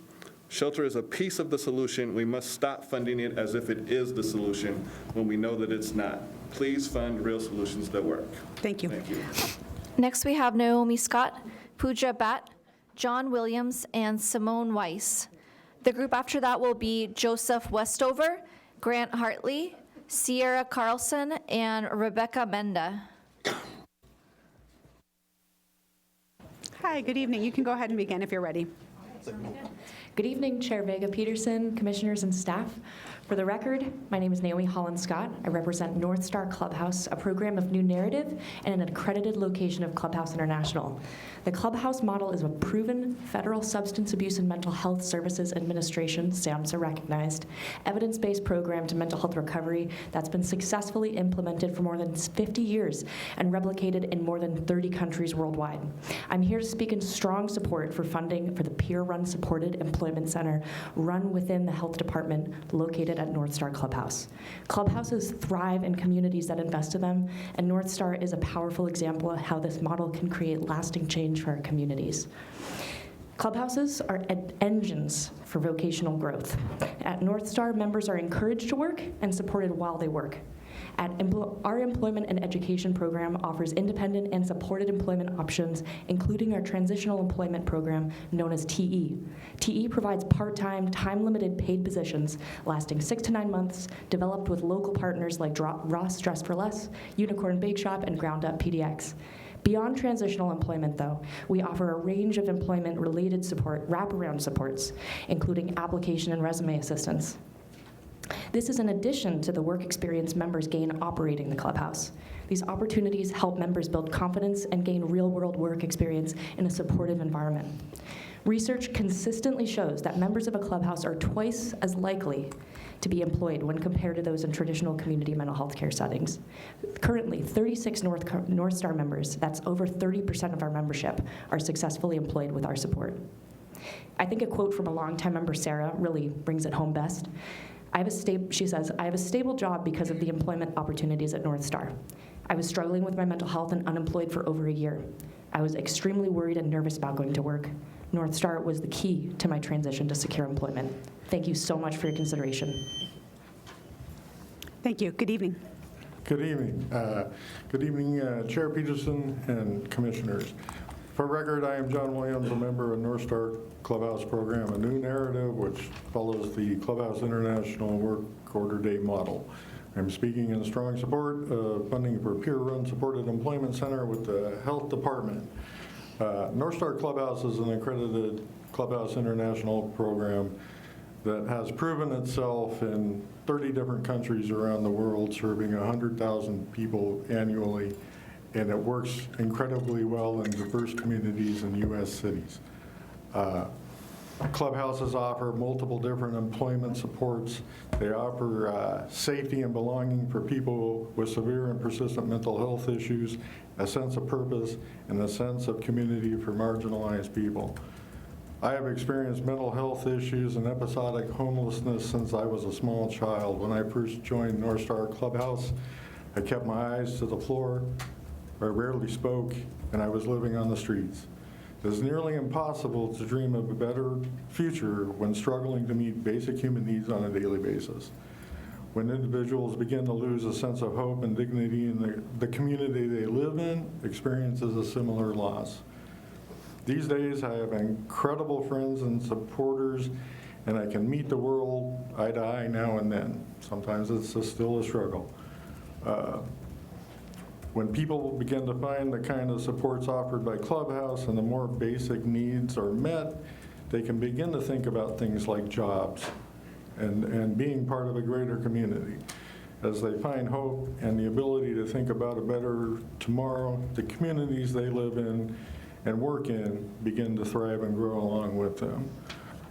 We, the members of North Star Clubhouse, are requesting the continued support of the peer-run supported employment center. We are currently funded 80% through donations and other funding sources, but that funding for the employment, I'm sorry, I'm getting a little tongue-tied, is really crucial to the support and making a difference and giving people like me ability to look up off the floor. Thank you. Look at Thank everybody. you. So thank you so much for your time. Good evening. Hello, my name is Simone Weiss. I work as a mental health clinician in our community and work as part of a multidisciplinary team with Multnomah County's Adult Protective Services and Aging and Disability Services Department. I'm here to advocate for the county to reinstate funding for this program. I'm not here necessarily to keep my job, but more to share about what we do and the people we're serving. So before I highlight some of the situations and individuals I've encountered and supported in my work, I really want to highlight that this position truly touches down with some of the most marginalized and vulnerable people in our county, and I believe matches with the county's priorities. This position helps those who may face barriers in connecting on their own to mental health services, whether the barriers be their own mental health symptoms, insurance coverage, physical disabilities, lack of available services, wait lists, equitable services or access, so on. But While working with vulnerable adults in general, I would like to also remind everyone that seniors, an older adult population is considered its own protected class of people. But to add to that, I just, my personal, connection to this work is really recognizing that everybody ages, and that basically older adults is a group of individuals that represent every identity, every marginalized group, every vulnerable peoples that we have in our community. These people I've been honored and truly gifted to work with are a sample of your parents, your grandparents, your neighbors, your aunts and uncles, and your community at whole. If we are so lucky to age, we will all face the struggles and barriers our elders and other marginalized adults face. Now I will highlight a sample of some of the people in our community. I've worked with a World War II veteran who was struggling financially on his fixed income with increasing cost of living. He was facing threats. Don't get to talk about the people. Please send written testimony and we'll make sure to read it. Thank you. Good evening. Hi. Good evening, Chair Vega Peterson and Commissioners. My name is Pooja Bhatt, and I'm here representing 5 school districts in the county that together educate nearly 40,000 students. And those districts are Centennial, David Douglas, Gresham Barlow, Parkrose, and Reynolds school districts. And we're asking you here today to please prioritize no cuts to the therapists in schools in the school-based mental health program, which impacts all 5 districts that I mentioned, plus Portland Public. And we want to thank those of you who are actively working on amendments to restore this funding or partial funding. 2 weeks ago, yet another report was released that underscored what we already know, which is that Oregon has a youth mental health crisis. For nearly every single year in the past 25, Oregon's youth suicide rate is worse than the national average. And we're the highest in the nation in youth suicidal ideation. The county has been a leader in partnering with school districts to address this crisis. And unfortunately, the budget has a $2.4 million proposed cut to this successful program. And without the therapists in schools, many students would have nowhere else to turn. When we have a public health crisis that is impacting young people, and we know that a primary function of the public health department is to address public health crises, we must do everything in our power to partner to really protect these services. Community members really expect local governments to work together, local governments like school districts and the county. They're expecting that. School districts are expected primarily to educate students, but schools in the county share in our responsibility to keep kids safe and well. Schools have opened their doors, welcoming the county to do its work of addressing this crisis, leveraging public resources, and we just ask you to protect these core services and thank you for your leadership to restore this cut. Thank you. Our next group is Joseph Westover, Grant Hartley, Sierra Carlson, and Rebecca Menda. The group after that will be Zeke Harrington, Alejandro Reyes, Kay Match, and Titan Crawford.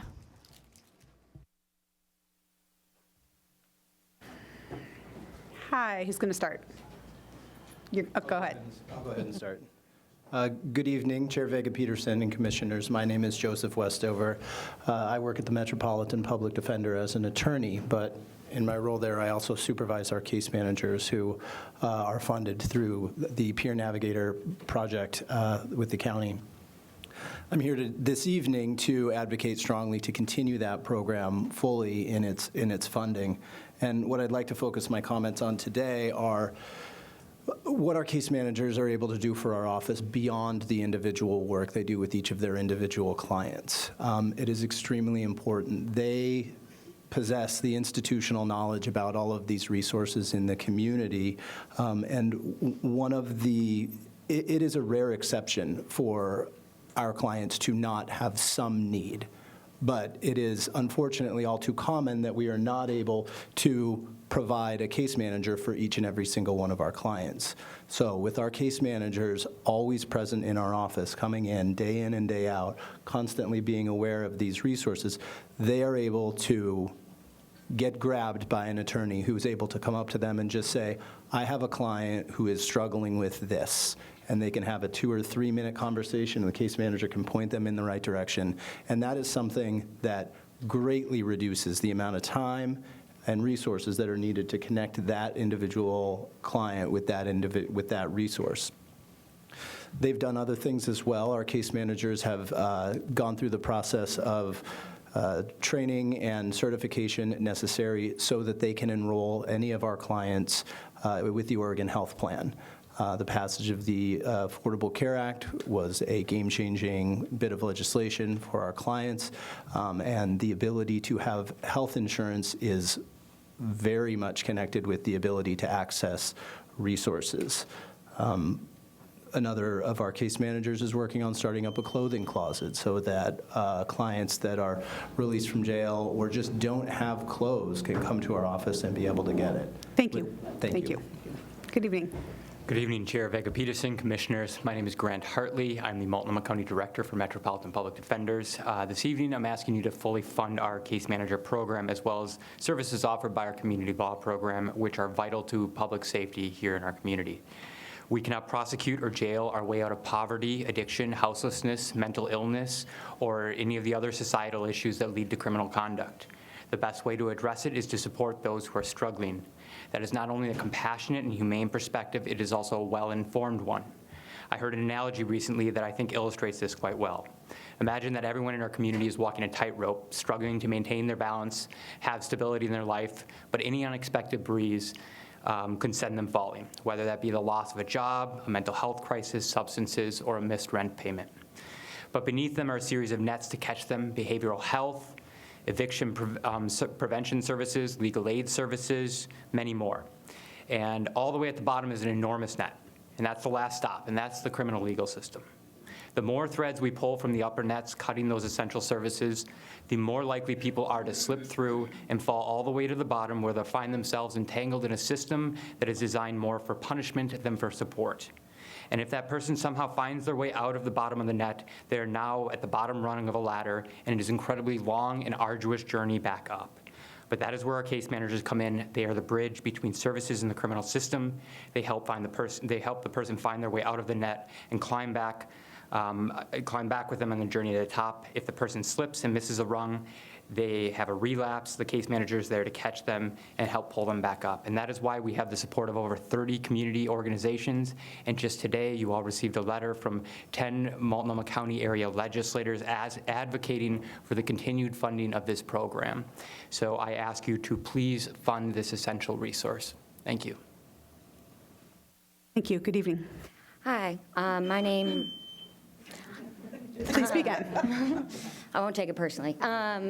Just now you can start it. Okay. Hello, my name is Sierra Carlson, and I've been a full-time case manager at Metropolitan Public Defender since December of 2022. I come to you today with an urgent request.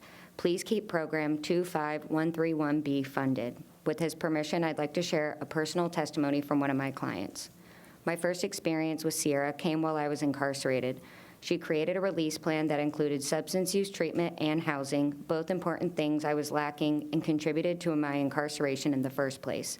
I've been incarcerated a few times before and have never had this service available to me. On the day of my release hearing, Sierra was there for moral support and to present the release plan to the judge. I specifically remember the judge saying that a lot of his decision regarding my release was based on the excellent and thorough release plan she created. I was released to Sierra's custody the next morning, where she met me at the jail and presented me with a new cell phone, which was vital to me staying in contact with my attorney and checking in with pretrial release services. The following hours were spent making sure that I met all the court's requirements, including checking in with PRS, getting my ankle monitor put on, and transportation to treatment, where I would also be living. Without Sierra's assistance, I would have just gone back to the way I used to handle things, such as failing to appear in court, not reporting, or going back to the streets until I got arrested again.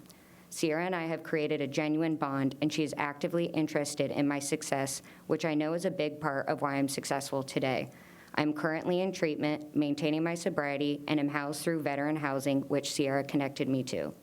This is the first time in years I have been off the streets and had my own place to live. I'm in the process of obtaining my own apartment through a benefit Sierra connected me with, thanks to my military service. I hope you will see the significant impact this program has had on my recovery and the importance of having this resource available for people released from incarceration. Thank you. Thank you. Good evening. Good evening, Chair, Commissioners. My name is Rebecca Menda. I'm the lead social worker for Multnomah Defenders, Inc. I'm also the co-chair for the Homelessness Response System Community Advisory Committee. I'm here tonight to advocate for the defense-based case manager program that will be eliminated under the proposed 2026 budget. You've heard many testimonials from my colleagues about why the program is so important, and I really want to take the time to highlight how this work directly aligns with Multnomah County's top priorities. There's no question that homelessness is the #1 challenge our city's facing, and it's a critical issue for both the elected officials and constituents. Although this program does not come from the Homeless Services Department, the case management teams have proactively obtained HMIS access for both MDI and MPD, are able to complete missed assessments, and ensure our most vulnerable clients have the best chance of engagement with the coordinated access system. Now more than ever, both the city and county are emphasizing the urgency to strategically reduce the number of people who release from jail to the street, and that is one of the primary functions of this program. For our clients in custody, the case managers are able to intervene early and often, and the connections they build begin at a critical time. We also need to acknowledge that BIPOC communities are chronically overrepresented and underserved in the criminal legal system, and incorporating a holistic approach helps us advance the fight for equity in a historically oppressive and broken system. As of yesterday morning, our jails were over 80% full, and that number will only rise if those who are working on the transition and release planning are no longer funded. With respect to the budget, this is a small amount of money with a huge amount of influence, and I ask that you please reconsider funding this program. Thank you. Next, we have Z. Carrington, Alejandro Reyes, K. Match, Titan Crawford. The group after that will be Cameron Graham, Kim McCarty, Travis Noddings, and Angela McGuire.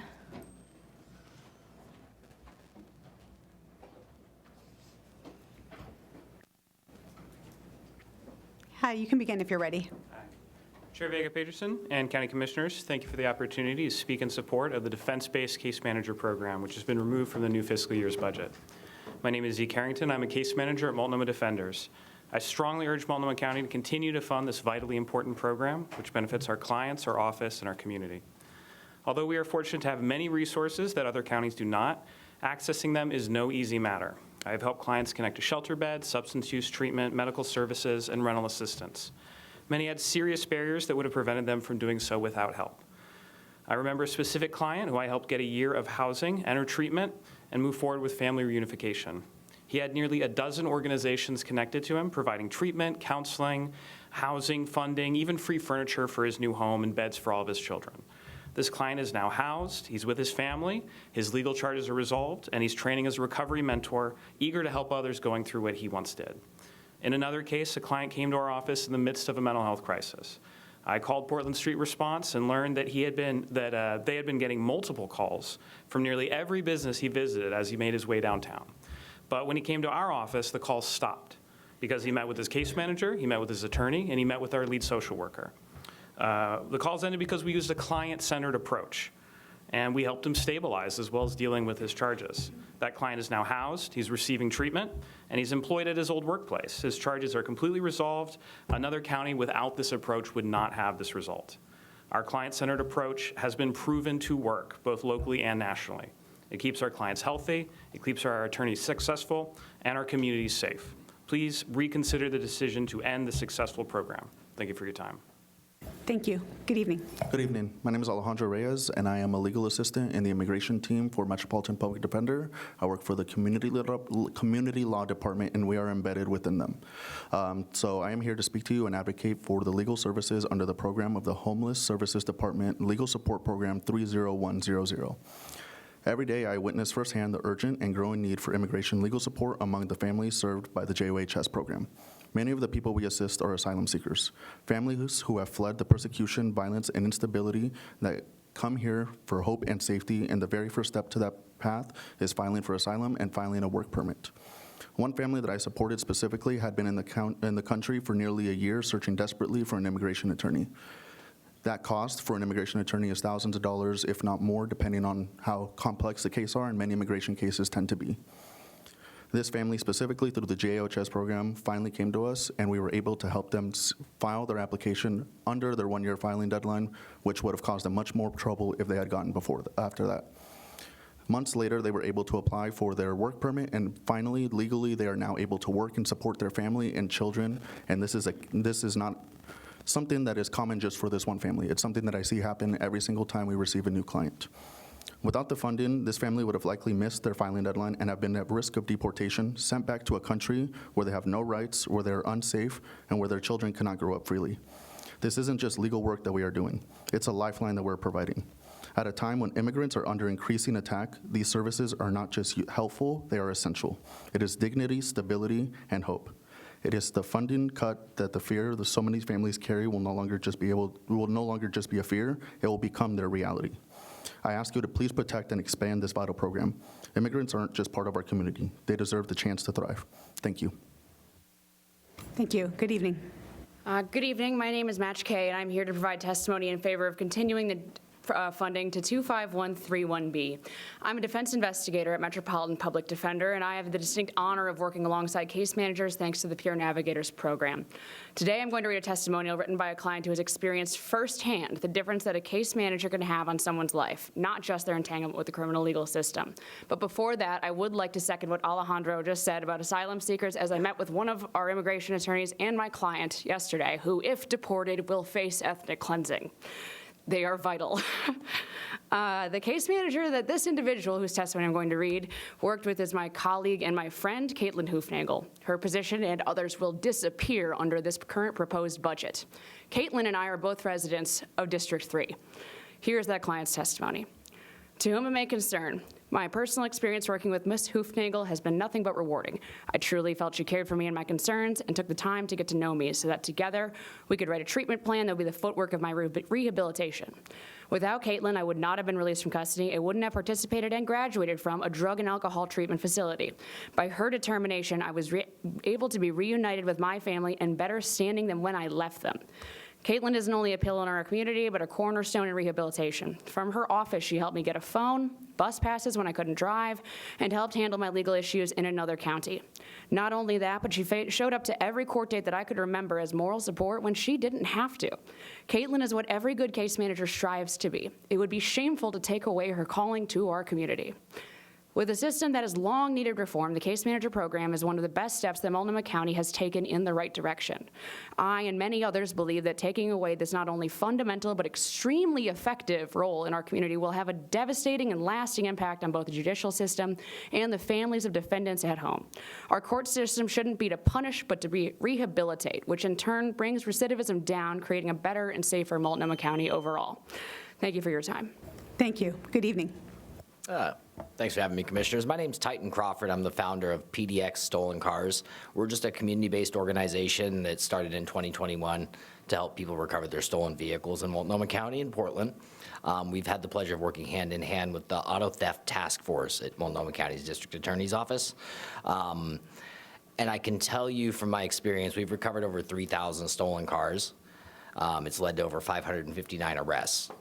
So without the Auto Theft Task Force, you're going to see that is the beginning of the crime iceberg, and it reducing the amount of stolen cars and getting those people apprehended, it reduces future crimes such as burglaries and murders.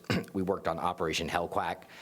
It was an online ring of theft that I discovered that had stolen about $1.5 million of cars. And I was able to give that information to the Auto Theft Task Force for them to conduct a professional investigation, get warrants against social media, so on and so forth. There's 24 felony charges pending in that case with a possible plea bargain in August.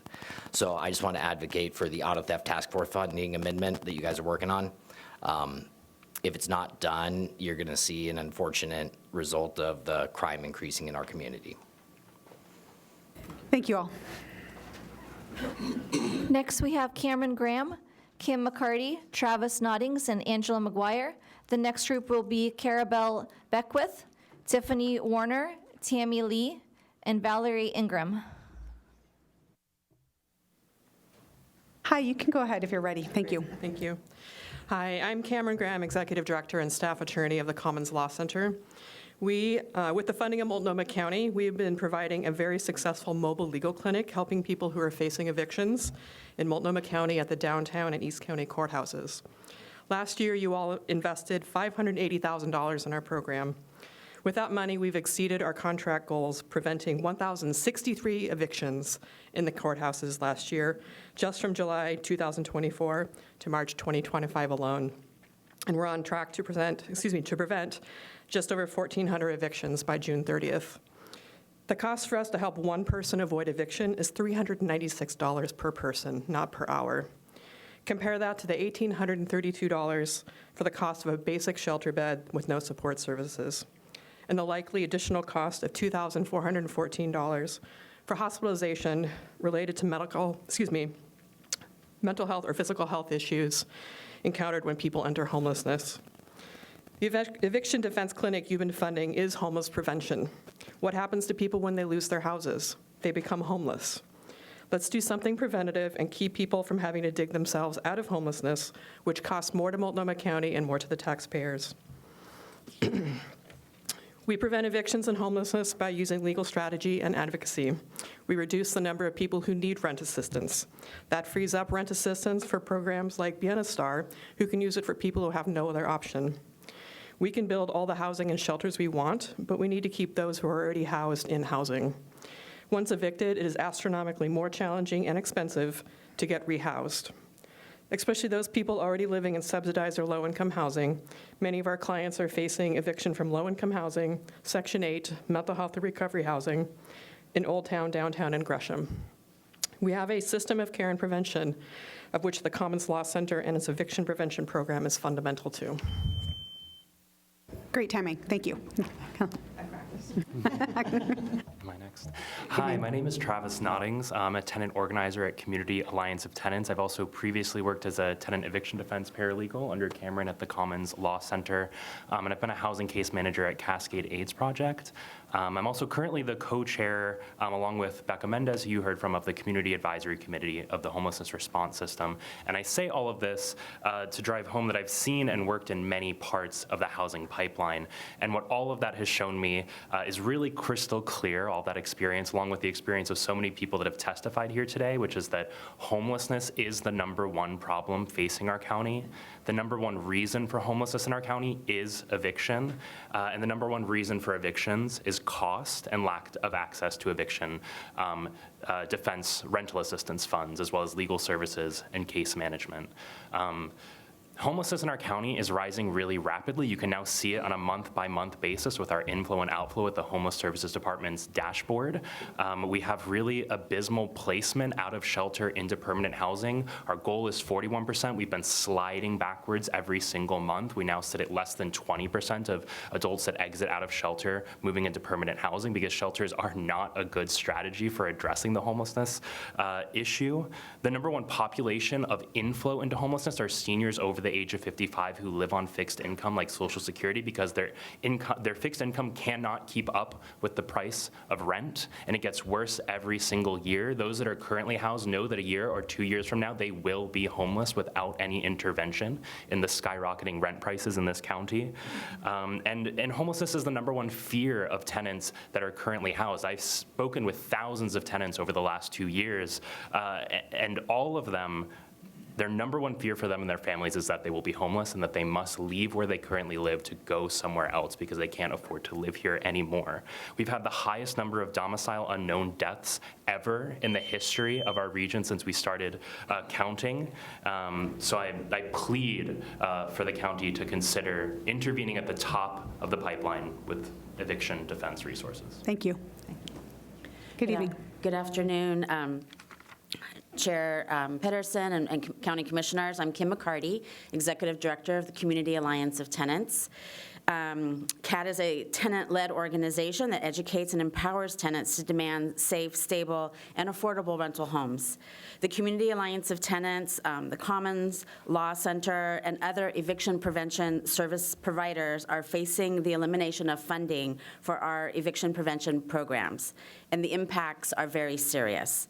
At CAT, we offer landlord-tenant education. We speak to over 2,000 people alone in just Multnomah County. Most of the tenants that come to us asking for help are at risk of housing instability due to financial hardship. Approximately 300 of the people that we counsel every year will also receive intensive referral services from us or free legal services. We do this because without these legal services, an eviction and all of the associated negative consequences are very likely. Evictions in Multnomah County are increasing, and they impact our most vulnerable households, women with children, increasingly elderly, and our Black, Indigenous, Latinx households, immigrants, and refugees. We know that when tenant education, legal advocacy, and rent assistance are paired, we know with certainty that we can stop an eviction and prevent homelessness. We ask you to consider restoring Multnomah County's commitment to eviction prevention services by restoring 25131C eviction prevention support. We thank you for your service. Good evening. My name is Angela McGuire, and I'm the Glitter Program Manager for Ground Score Division of Trash for Peace. I urge you to restore funding to supportive employment programs in our city budget, not only because they work, but because they offer sustainable, people-centered solution to homelessness. Right now, too many resources are going towards temporary fixes like night shelters and cleanup efforts that make the crisis less visible, not less real. Meanwhile, programs that offer lasting change, like those offered by Ground Score Association and the Glitter Program, are being cut. We often hear that homelessness is driven by lack of affordable housing, addiction, and mental health issues. While those are real challenges, we cannot ignore the enormous barriers unhoused individuals face trying to find work. Barriers that even housed individuals do struggle with. Without a stable income, there's no path out. Supportive employment programs offer more than just a paycheck. They offer a hand up, not a handout. Meeting people where they are and giving them the traction they need to step up out of the quicksand of survival mode and onto stable ground. Stability is the first step that allows someone to make real lasting changes in their life. As the program manager of the Glitter Program, I've seen this work firsthand. 97% of our workers, including independent contractors, have begun to move out of survival mode and into thriving mode. They're gaining confidence, setting goals, and finding their footing. If we take away supportive employment, we risk reversing that progress. Without these opportunities, crime rates may rise as people are forced to find other means of survival. Even for those who just receive housing, how will they pay rent? Will we ask taxpayers to pay and cover their rent permanently? Or will we invest in programs that teach them how to support themselves and pay their own bills and build their own real independence? Supportive employment is not a charity, it's smart policy. It reduces long-term public spending, improves community safety, and gives people the tools they need to change their own lives. Please keep these programs funded for our city and residents. They can't afford to lose them. Thank you. Thank you all. Next, we have Carabelle Beckwith, Tiffany Warner, Tammy Lee, and Lynn Barlow. The next group we have is, after that, is Nicholas Bohm, Laura Hall, Sarah Dexheimer, and Yanni Khan Janowitz. Good evening. If you're ready, you can go ahead and begin. Hello. Thank you for being here. My name is Tiffany Warner. I'm here today to ask for your support to continue funding a Home for Everyone program and to help shed light on the critical role that employment programs like those at Argus Future play, not just in facilitating employment, but in transforming lives. In my own journey, I faced significant challenges that threatened my stability as a single parent.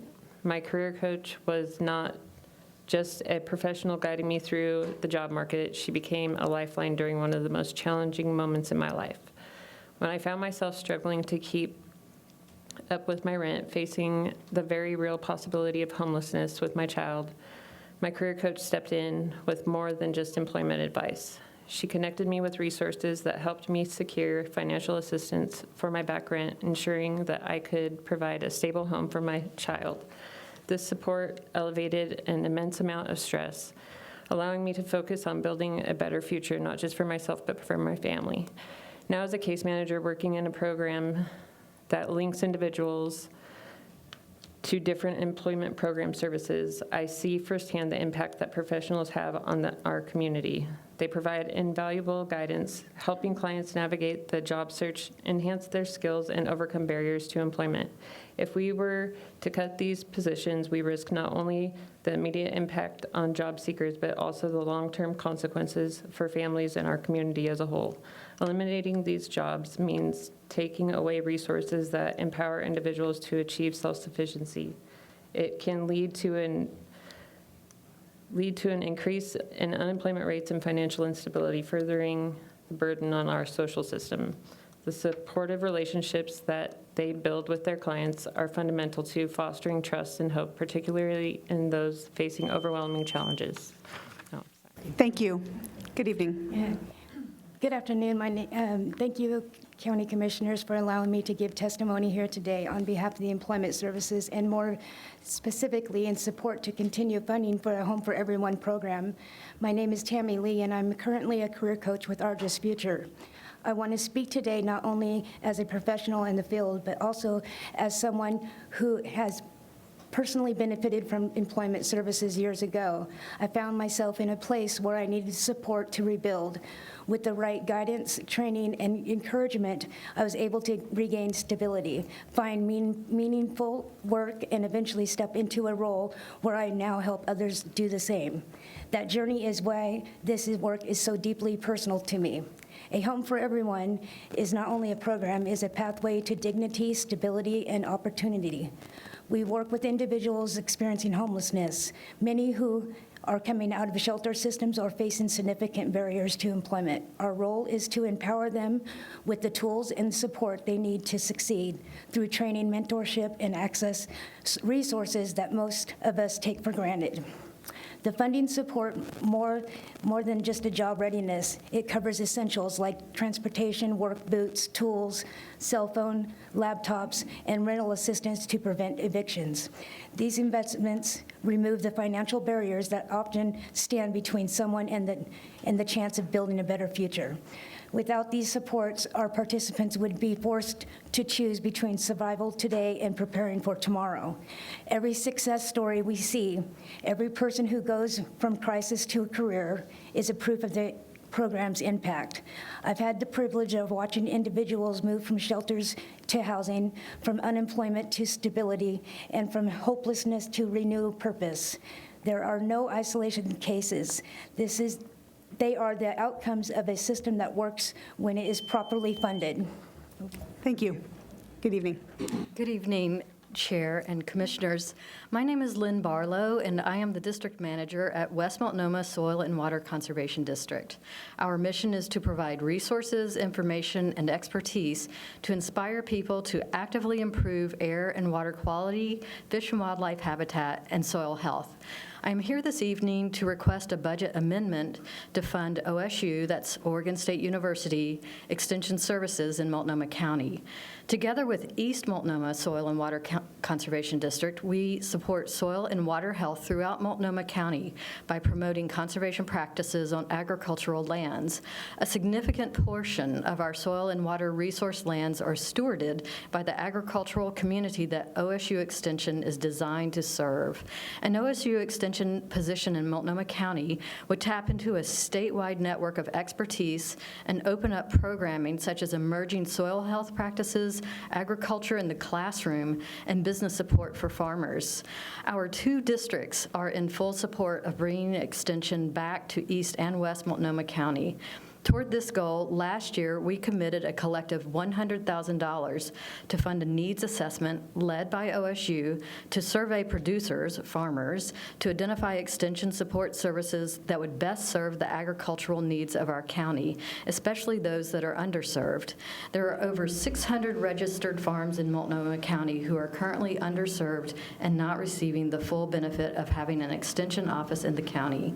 We hope you can build on this initial investment by funding a position for OSU Extension in the coming year, and thank you for your consideration. Thank you. Next, we have Nicholas Bohm, Laura Hall, Sarah Dexheimer, and Yanni Khan Jonowitz. And then the group after that will be Julianne Peebles, Jennifer Fox, Ethan Ackerman, and Isaac Alley. Hi, if you're ready, please go ahead. Yes, my name is Nick Boehm. Good evening, Commissioners and Chair. I'm here for Ground Score Association. This is a project that we have built together. It's something incredibly special. It's called the Glitter Program by Trash for Peace and Ground Score Association. And it's not just another program. This is something we're doing that is changing lives while tackling community challenges that everybody in the county faces.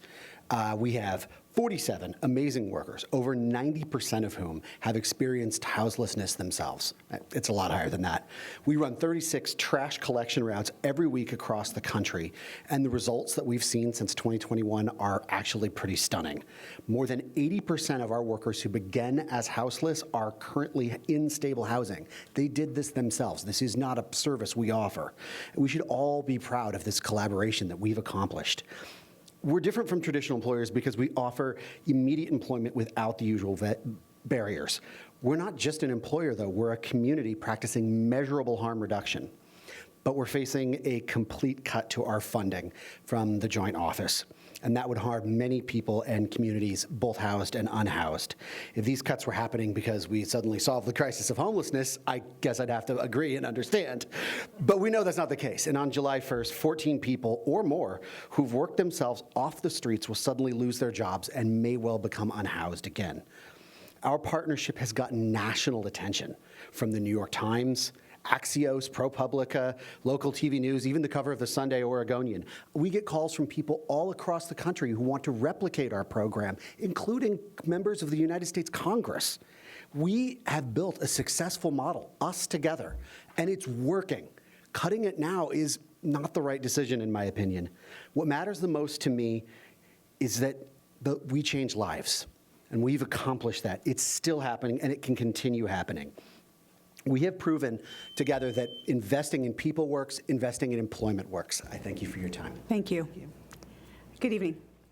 Good evening, Commissioners. For the record, my name is Sarah Dexheimer, and I'm the manager at New Narrative. Hold on one second. I want to make sure your mic is working. Good evening, Commissioners.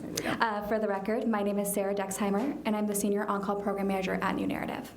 At New Narrative, our on-call department plays a vital role in sustaining services across our 24/7 residential and supportive housing programs. When a staff member calls out or a position is open, it's our on-call residential support specialists who step in. They ensure participants continue receiving consistent care, support with their goals, and the dignity of a stable environment, even during staffing gaps. This work matters because it protects the continuity of care for high-acuity individuals who might otherwise return to hospitals, incarceration, or being unhoused. Our team makes it possible for site management to focus on intakes, referrals, and participant needs rather than scrambling to cover shifts. But this kind of flexible, dependable staffing is only possible when our workforce is supported.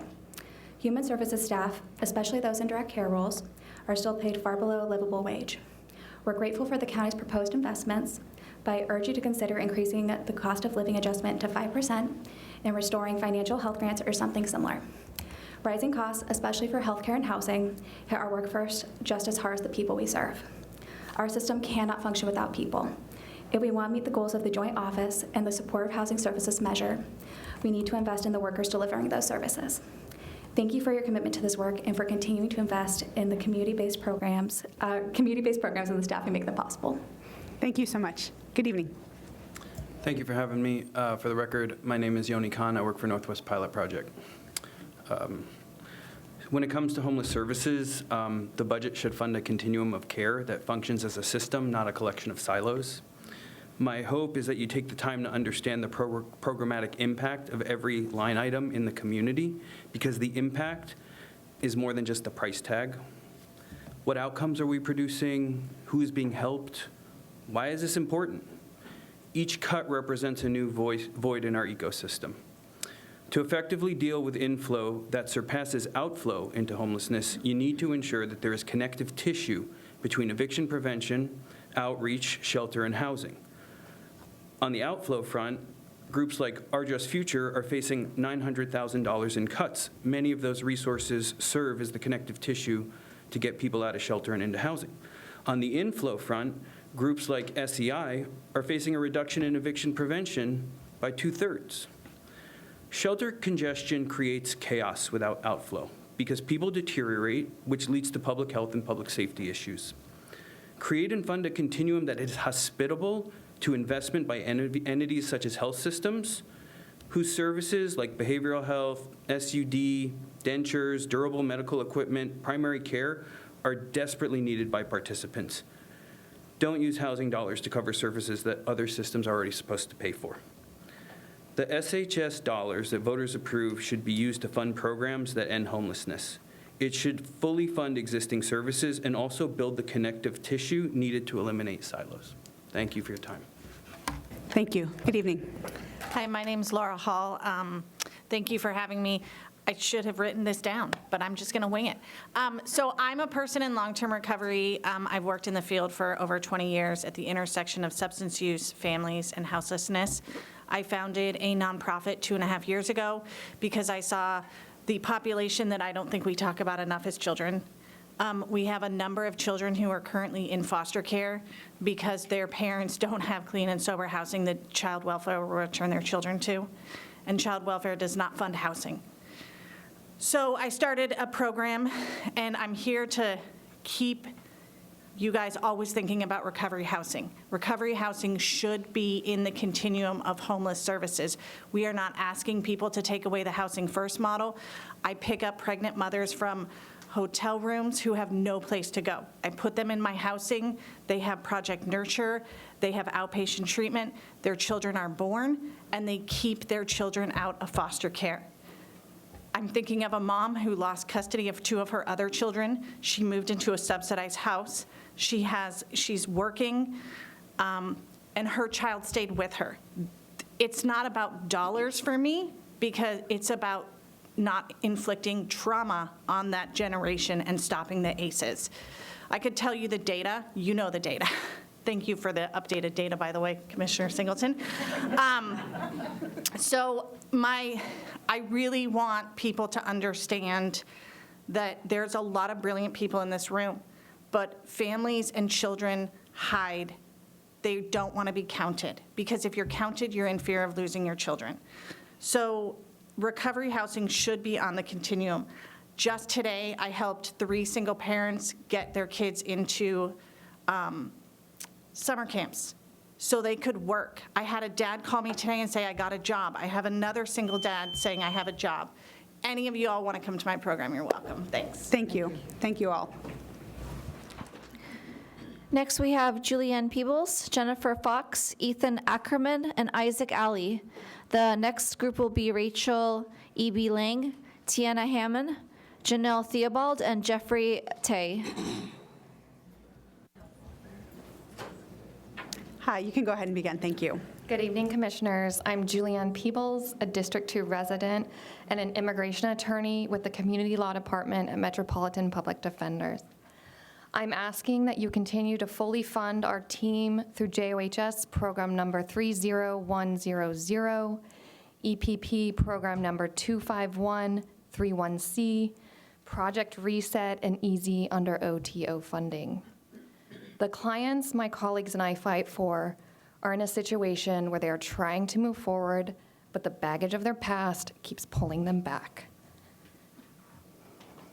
The barrier in our clients' way to being housed isn't lack of physical housing. Our clients' barrier to gainful employment isn't the lack of skills or willpower to do the work, but the impediment of court fines and fees they are unable to pay. an arrest or criminal record that needs expunged, an eviction notice or eviction history, the psychological and physical toll of having served in the U.S. military, the fear of ICE arrest or looming deportation proceedings, and the lack of work authorization or lawful immigration status.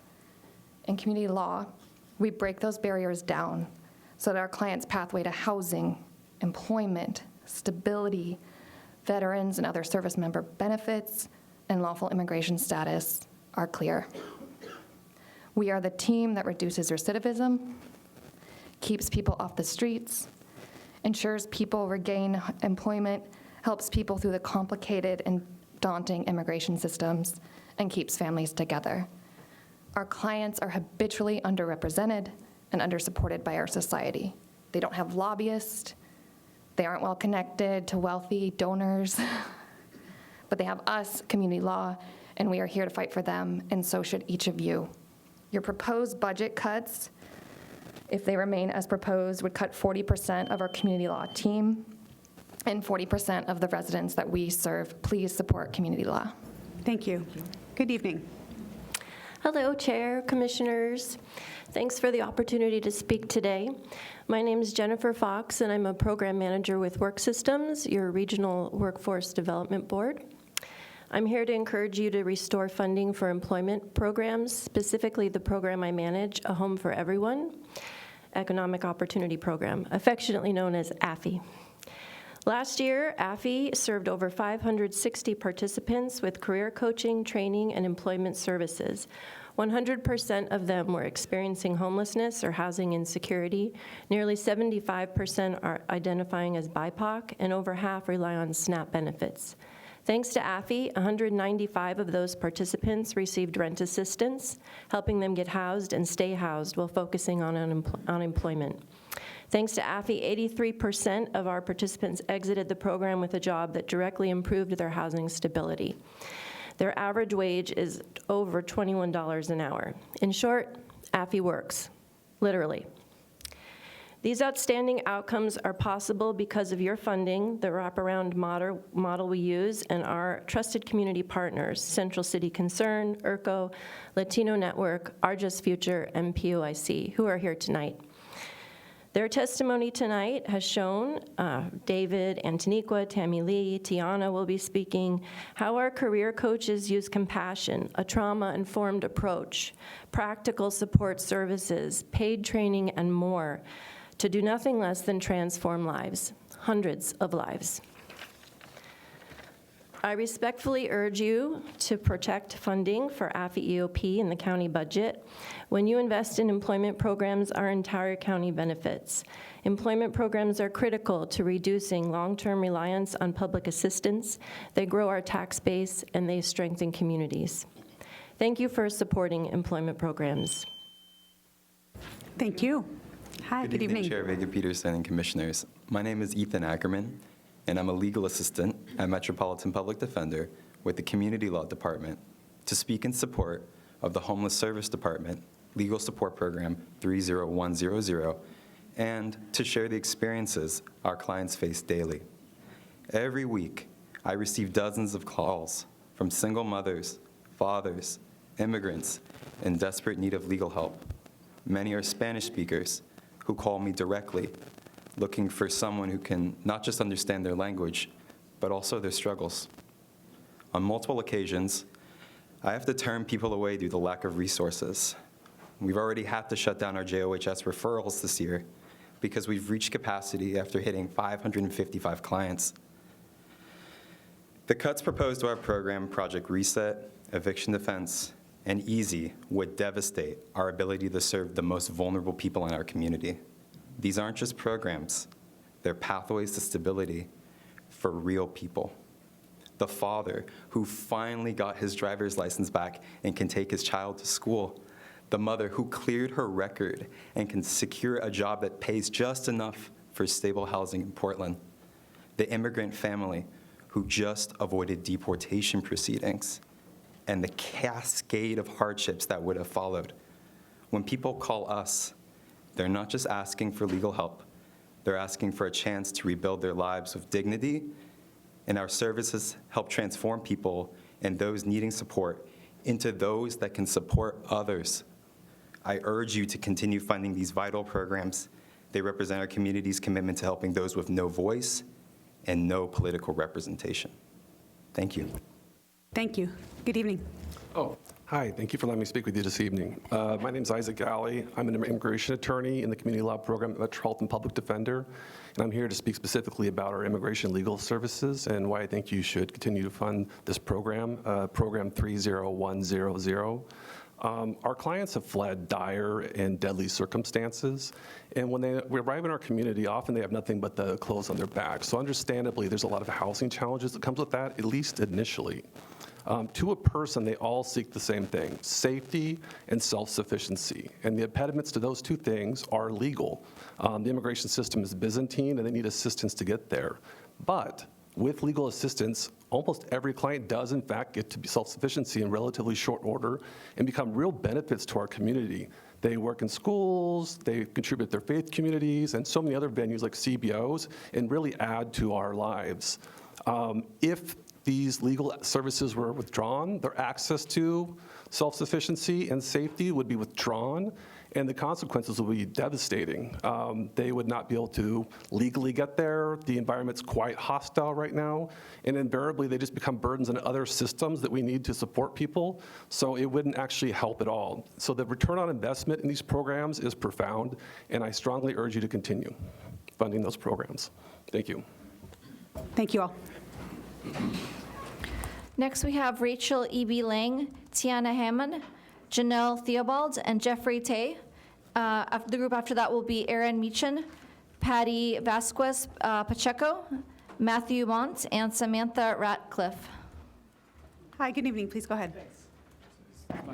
Great. Hi, my name is Jeffrey Tay. I'm a second-generation Chinese American here. I'm here to talk about Block 14. So, as a member of such a vibrant and diverse city and county, I believe full participation in the political process is super important, which is why, since middle school, I've advocated for Block 14 by writing letters to the Metro councilors and to Multnomah County commissioners. I stand before you today to ask the Multnomah County Board of Commissioners to approve a formal apology and to allocate sufficient funding for that Block 14 memorial in Lone Fir Cemetery. This project is a crucial project for the county to rectify past harms and pave the way for a more inclusive future, which acknowledges and uplifts the voice of the many Portland's Chinese American community. In my family, as in countless others, the practice of honoring our ancestors is one of our core values. Unfortunately, at Block 14, that hasn't been the case. Past policies have erased the memory of nearly 3,000 ancestors who were buried there and disconnected the Chinese American community from a place of immense and cultural and spiritual significance. I understand that the county has important things to spend on, but this is one of them. While I appreciate Multnomah County's initial allocation of funding of $1 million in support of the project, this is unfortunately less than 1/4 of the $2.5 million required to construct the memorial and $1.7 million short to establish a perpetual maintenance fund to keep it in shape. These aren't new asks, actually. I've encouraged you to honor the Memorandum of Understanding signed in 2007 by your predecessors with Metro to help complete the project by providing sufficient resources to construct and operate the memorial our community has asked for. The hard work has already been done. Research, community engagement, planning, and design has all been completed. Our community has been trying to make this happen for decades. The time to make this a priority isn't tomorrow. It's not next year. It's today. I wholeheartedly support that apology and for full funding. Thank you all so much for all the hard work you've done. Let's make it a reality. Thank you. Good evening. Is this working? Okay. Good evening. My name is Tiana Hammond. I'm currently a Deputy Director for POIC. I would first like to start off by saying thank you for hearing my voice which represents my community as well as many others. Everyone else, actually. And I can only imagine how hard of a job this is to make decisions on what programs get certain budgets. And so I feel for you all. And with that empathic feeling I have for you, I must express my concern I have for the 50% budget cut to our employment services within the Homeless Service Department. I believe we all can agree we have a housing stability issue within our community. Through A Home for Everyone, which is a program we refer to as AFI, a lot of our community members are set with a career coach who works with them for 2 to 3 years to provide services to identify career pathways. They do training. They might provide support services as transportation and things like that. Through that program, we are able to support the participants with housing. I am asking to continue to invest in programs similar to a home for everyone. I think it's critical to our community. Not only is it critical to our community, it allows us to address the homeless situation, but it also allows us to empower people, empower our community with not only with employment and training, but a career pathway. Thank you. Thank you. Good evening. Good evening, Chair and Commission. My name is Janelle Theobald. I am a young Chinese American who has been involved with Block 14 of the Lone Fir Cemetery since 2021. I recruited students to a letter writing campaign. I've attended listening sessions, done research and feedback on the design, and tried to spread the word about this important project through my speeches and essays. And I would like to encourage the board to approve a formal apology resolution and allocate sufficient funding for Block 14. This would repair past harms. Whether or not Multnomah County knew when it built the Morrison Building that they were erasing the bodies that were still there, they deliberately were also erasing these people's memories. And this is not only harmful to the Chinese American community, it is harmful to Portland's history and also the national history, because many of the Chinese Americans buried there, they worked on important projects like the Portland Seawall and the Transcontinental Railroad. And even now, like this, their contributions are not known by most people. This is also quite personal to me, as due to my neurodivergence, I have often felt overlooked, and it is a terrible feeling to be treated as a non-entity.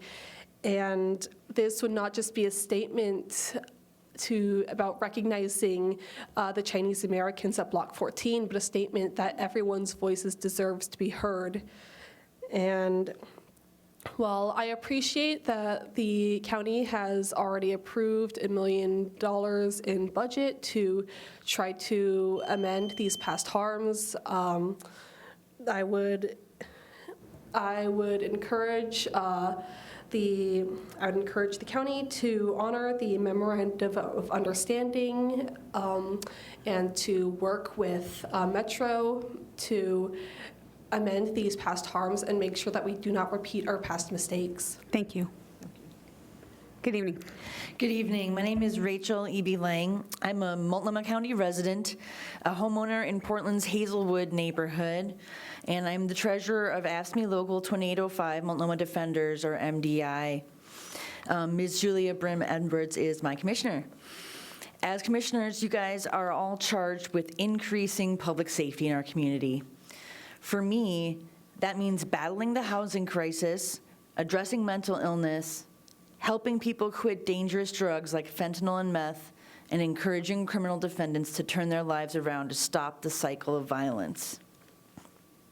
The public safety crises that Multnomah County is facing are not problems that we can arrest our way out of. A citation for camping does nothing to address the causes of homelessness. Prosecuting more shoplifters isn't going to make me feel more safe in my neighborhood. Sending someone to jail doesn't mean they can't get access to illegal drugs. We need real solutions to these public safety problems. Case managers at Multnomah Defenders and at Metropolitan Public Defender have the knowledge, experience, and life skills to help the most disadvantaged access the services they need. I've seen them improve outcomes in the criminal legal system as they directly tackle the obstacles blocking our clients from becoming the thriving members of society that everyone wants them to be.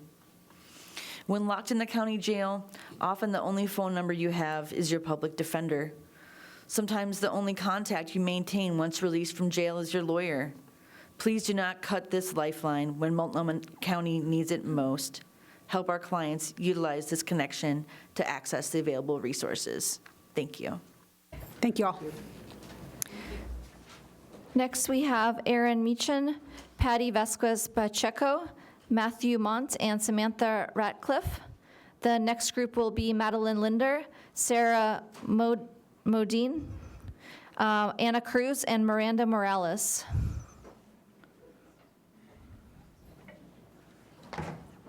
Hi, you can go ahead and begin. Thank you. Good evening. My name is Erin Meehan, and I'm a resident of Gresham, Oregon. I'm a tenant leader for Residents Organizing for Change. I was just recently hired at Community Alliance of Tenants as a tenant education specialist, and I'm Assistant Director of Community Programs at Eastside Timbers Football Club. I'm a mom, and I'm a renter in East Multnomah County. I'm testifying today to urge your consideration for components of the budget that support keeping people housed and into permanent housing. Program 25131C supports real outcomes with education, legal referrals, rent and rent assistance for people in crisis.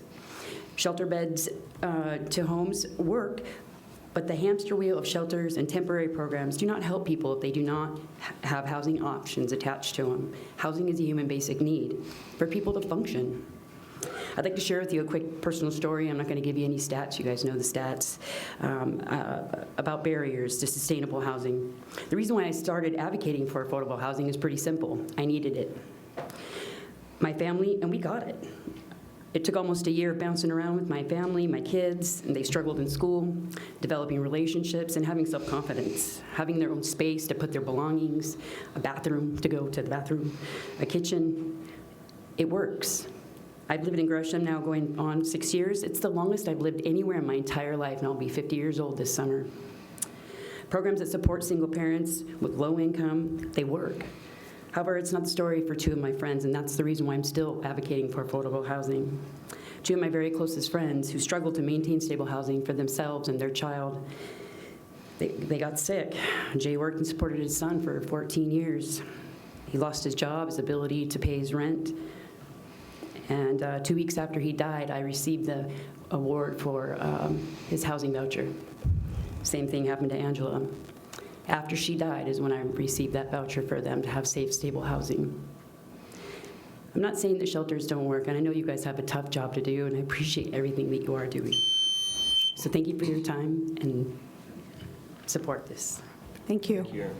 Good evening. Good evening, Chair and Commissioners. My name is Patty Vasquez Pacheco. Please, first, I want to extend my sincere appreciation and gratitude for the opportunity to speak with all of you regarding the proposed funding cuts to the voter education and outreach program within Multnomah County Elections Division. I'm here as a proud employee of the Elections Division. I'm an immigrant, a woman of color, and from my own experience, I know how this trust in government works. Eliminating the VEO program and to support its continued funding will damage our lifeline that connects us as public employees to the community that we are paid to serve. It is my strong opinion that the well-being of our community to understand what it means to have a voice will be greatly impacted by your budget deliberations. Let's invest, empower, bridge gaps, create points of contact, build sense of belonging. Uplift every potential voter. Let's outreach. Last week, elections team won the Outstanding Team Achievement Award for the ranked voting. Next year will be the turn for Multnomah County. Ranked voting relies heavily in voter education and outreach. The VEO of voter education and outreach started in 2015. 10 years of tireless work in building trust with the community that if it's cut, this funding will be lost. Thank you. Good evening. Good evening, Chair, County Commissioners. Thank you for the opportunity to talk about the legal services that are facing budget cuts our organizations. My name is Samantha Ratcliffe, and I am the managing attorney of the immigration team that is housed within the Community Law Division within Metropolitan Public Defender. you probably guessed it already, I am here to ask you to please fund MPD's Community Law Legal Services under programs 30100 of the Joint Office of Homeless Services. We in the immigration team serve many individuals and families that are currently homeless. We help them obtain stable housing and feel safe. As some of my coworkers shared, in our immigration team, we have seen a huge influx of asylum seekers who are fleeing from violence and persecution. We help these clients apply for asylum, and then they can go on and apply for work permits, which allows them to secure housing. We cannot get clients to come testify because they are so scared of ICE arrests wherever they go. So that's quite a challenge right now. I think that's an understatement, actually.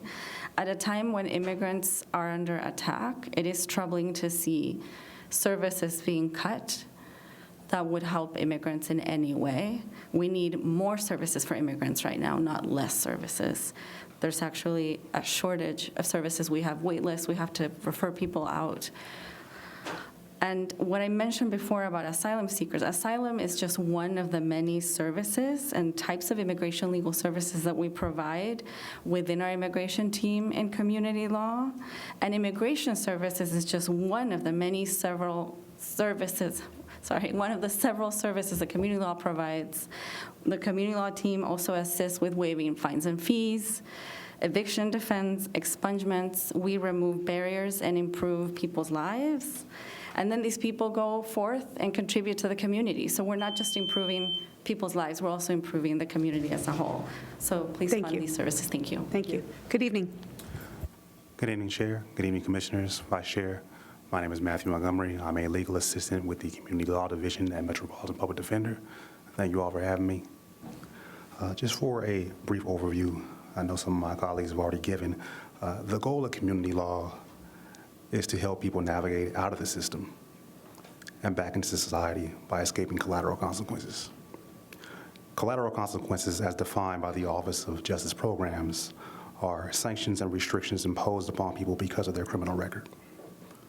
Such sanctions and restrictions affect people by limiting access to housing, employment, starting businesses, voting, and many other opportunities, despite many having already paid their debt to society. Some of the ways community law helps citizens escape collateral consequences is by providing criminal and housing expungement services. In short, getting people's criminal records clear, their evictions cleared. Advocating on behalf of our clients to establish payment plans or the waiving of restitution, fines, and fees, and by providing eviction and immigration defense services. I'm advocating for a community law division as we are at risk of not being funded this year. If we're not funded, we will lose a minimum of 40% of our staff. It's nearly half. As someone who was born and raised in Portland, I take pride in what we do at community law. Since joining the division, I've had the joy of helping many people I grew up with, even some family. I'm sure everyone will agree that anyone who is able to restructure their lives improves the overall environment of not only Portland, but all of Oregon. As for community law and many other organizations, we are driven by the impact and results of our work. Proudly, I say, we can prove what we've done. Moreover, I ask that you all consider to prioritize. Thank you for your time. Thank you. Next, we have Madeline Linder, Sarah Modine, Anna Cruz, and Miranda Morales. And I'm also checking for, I don't see these people signed in, but Angela Smith, Kim Sanchez, Joy Jackson, and Marlo Williams Akias. If anyone whose name has been called is still here, please feel free to come down. We have Madeline Linder, Sarah Modine, Anna Cruz, Miranda Morales, Angela Smith, Kim Sanchez, Joy Jackson, Marlo Williams Casius, Sarah Bell Beckwith, and Talilo Marfil. Chair, that is all the folks I have signed up. All right, thank you so much. I want to give a special shout out to Marina and Tasia who helped manage all of this. And I should have done this at the beginning, but in addition to the Board of Commissioners that's here, we have several county leaders, department directors who are in the room. If you're one of the department directors, could you just raise your hand? I'll let you know. Yeah. So thank you. And I think there were more, but they're still here. So thank you all for being here for this hearing. Thanks, everyone, for the testimony. For those of you who submitted written testimony, be assured that my colleagues and I read each and every one of those we're considering for our budget decisions. This budget is going to be voted on by the board on Thursday, June 12th, during our regular board meeting, which begins, which we have placed in our boardroom. Thank you so much for your investment in this process. Appreciate everyone's time tonight. With that, we are adjourned.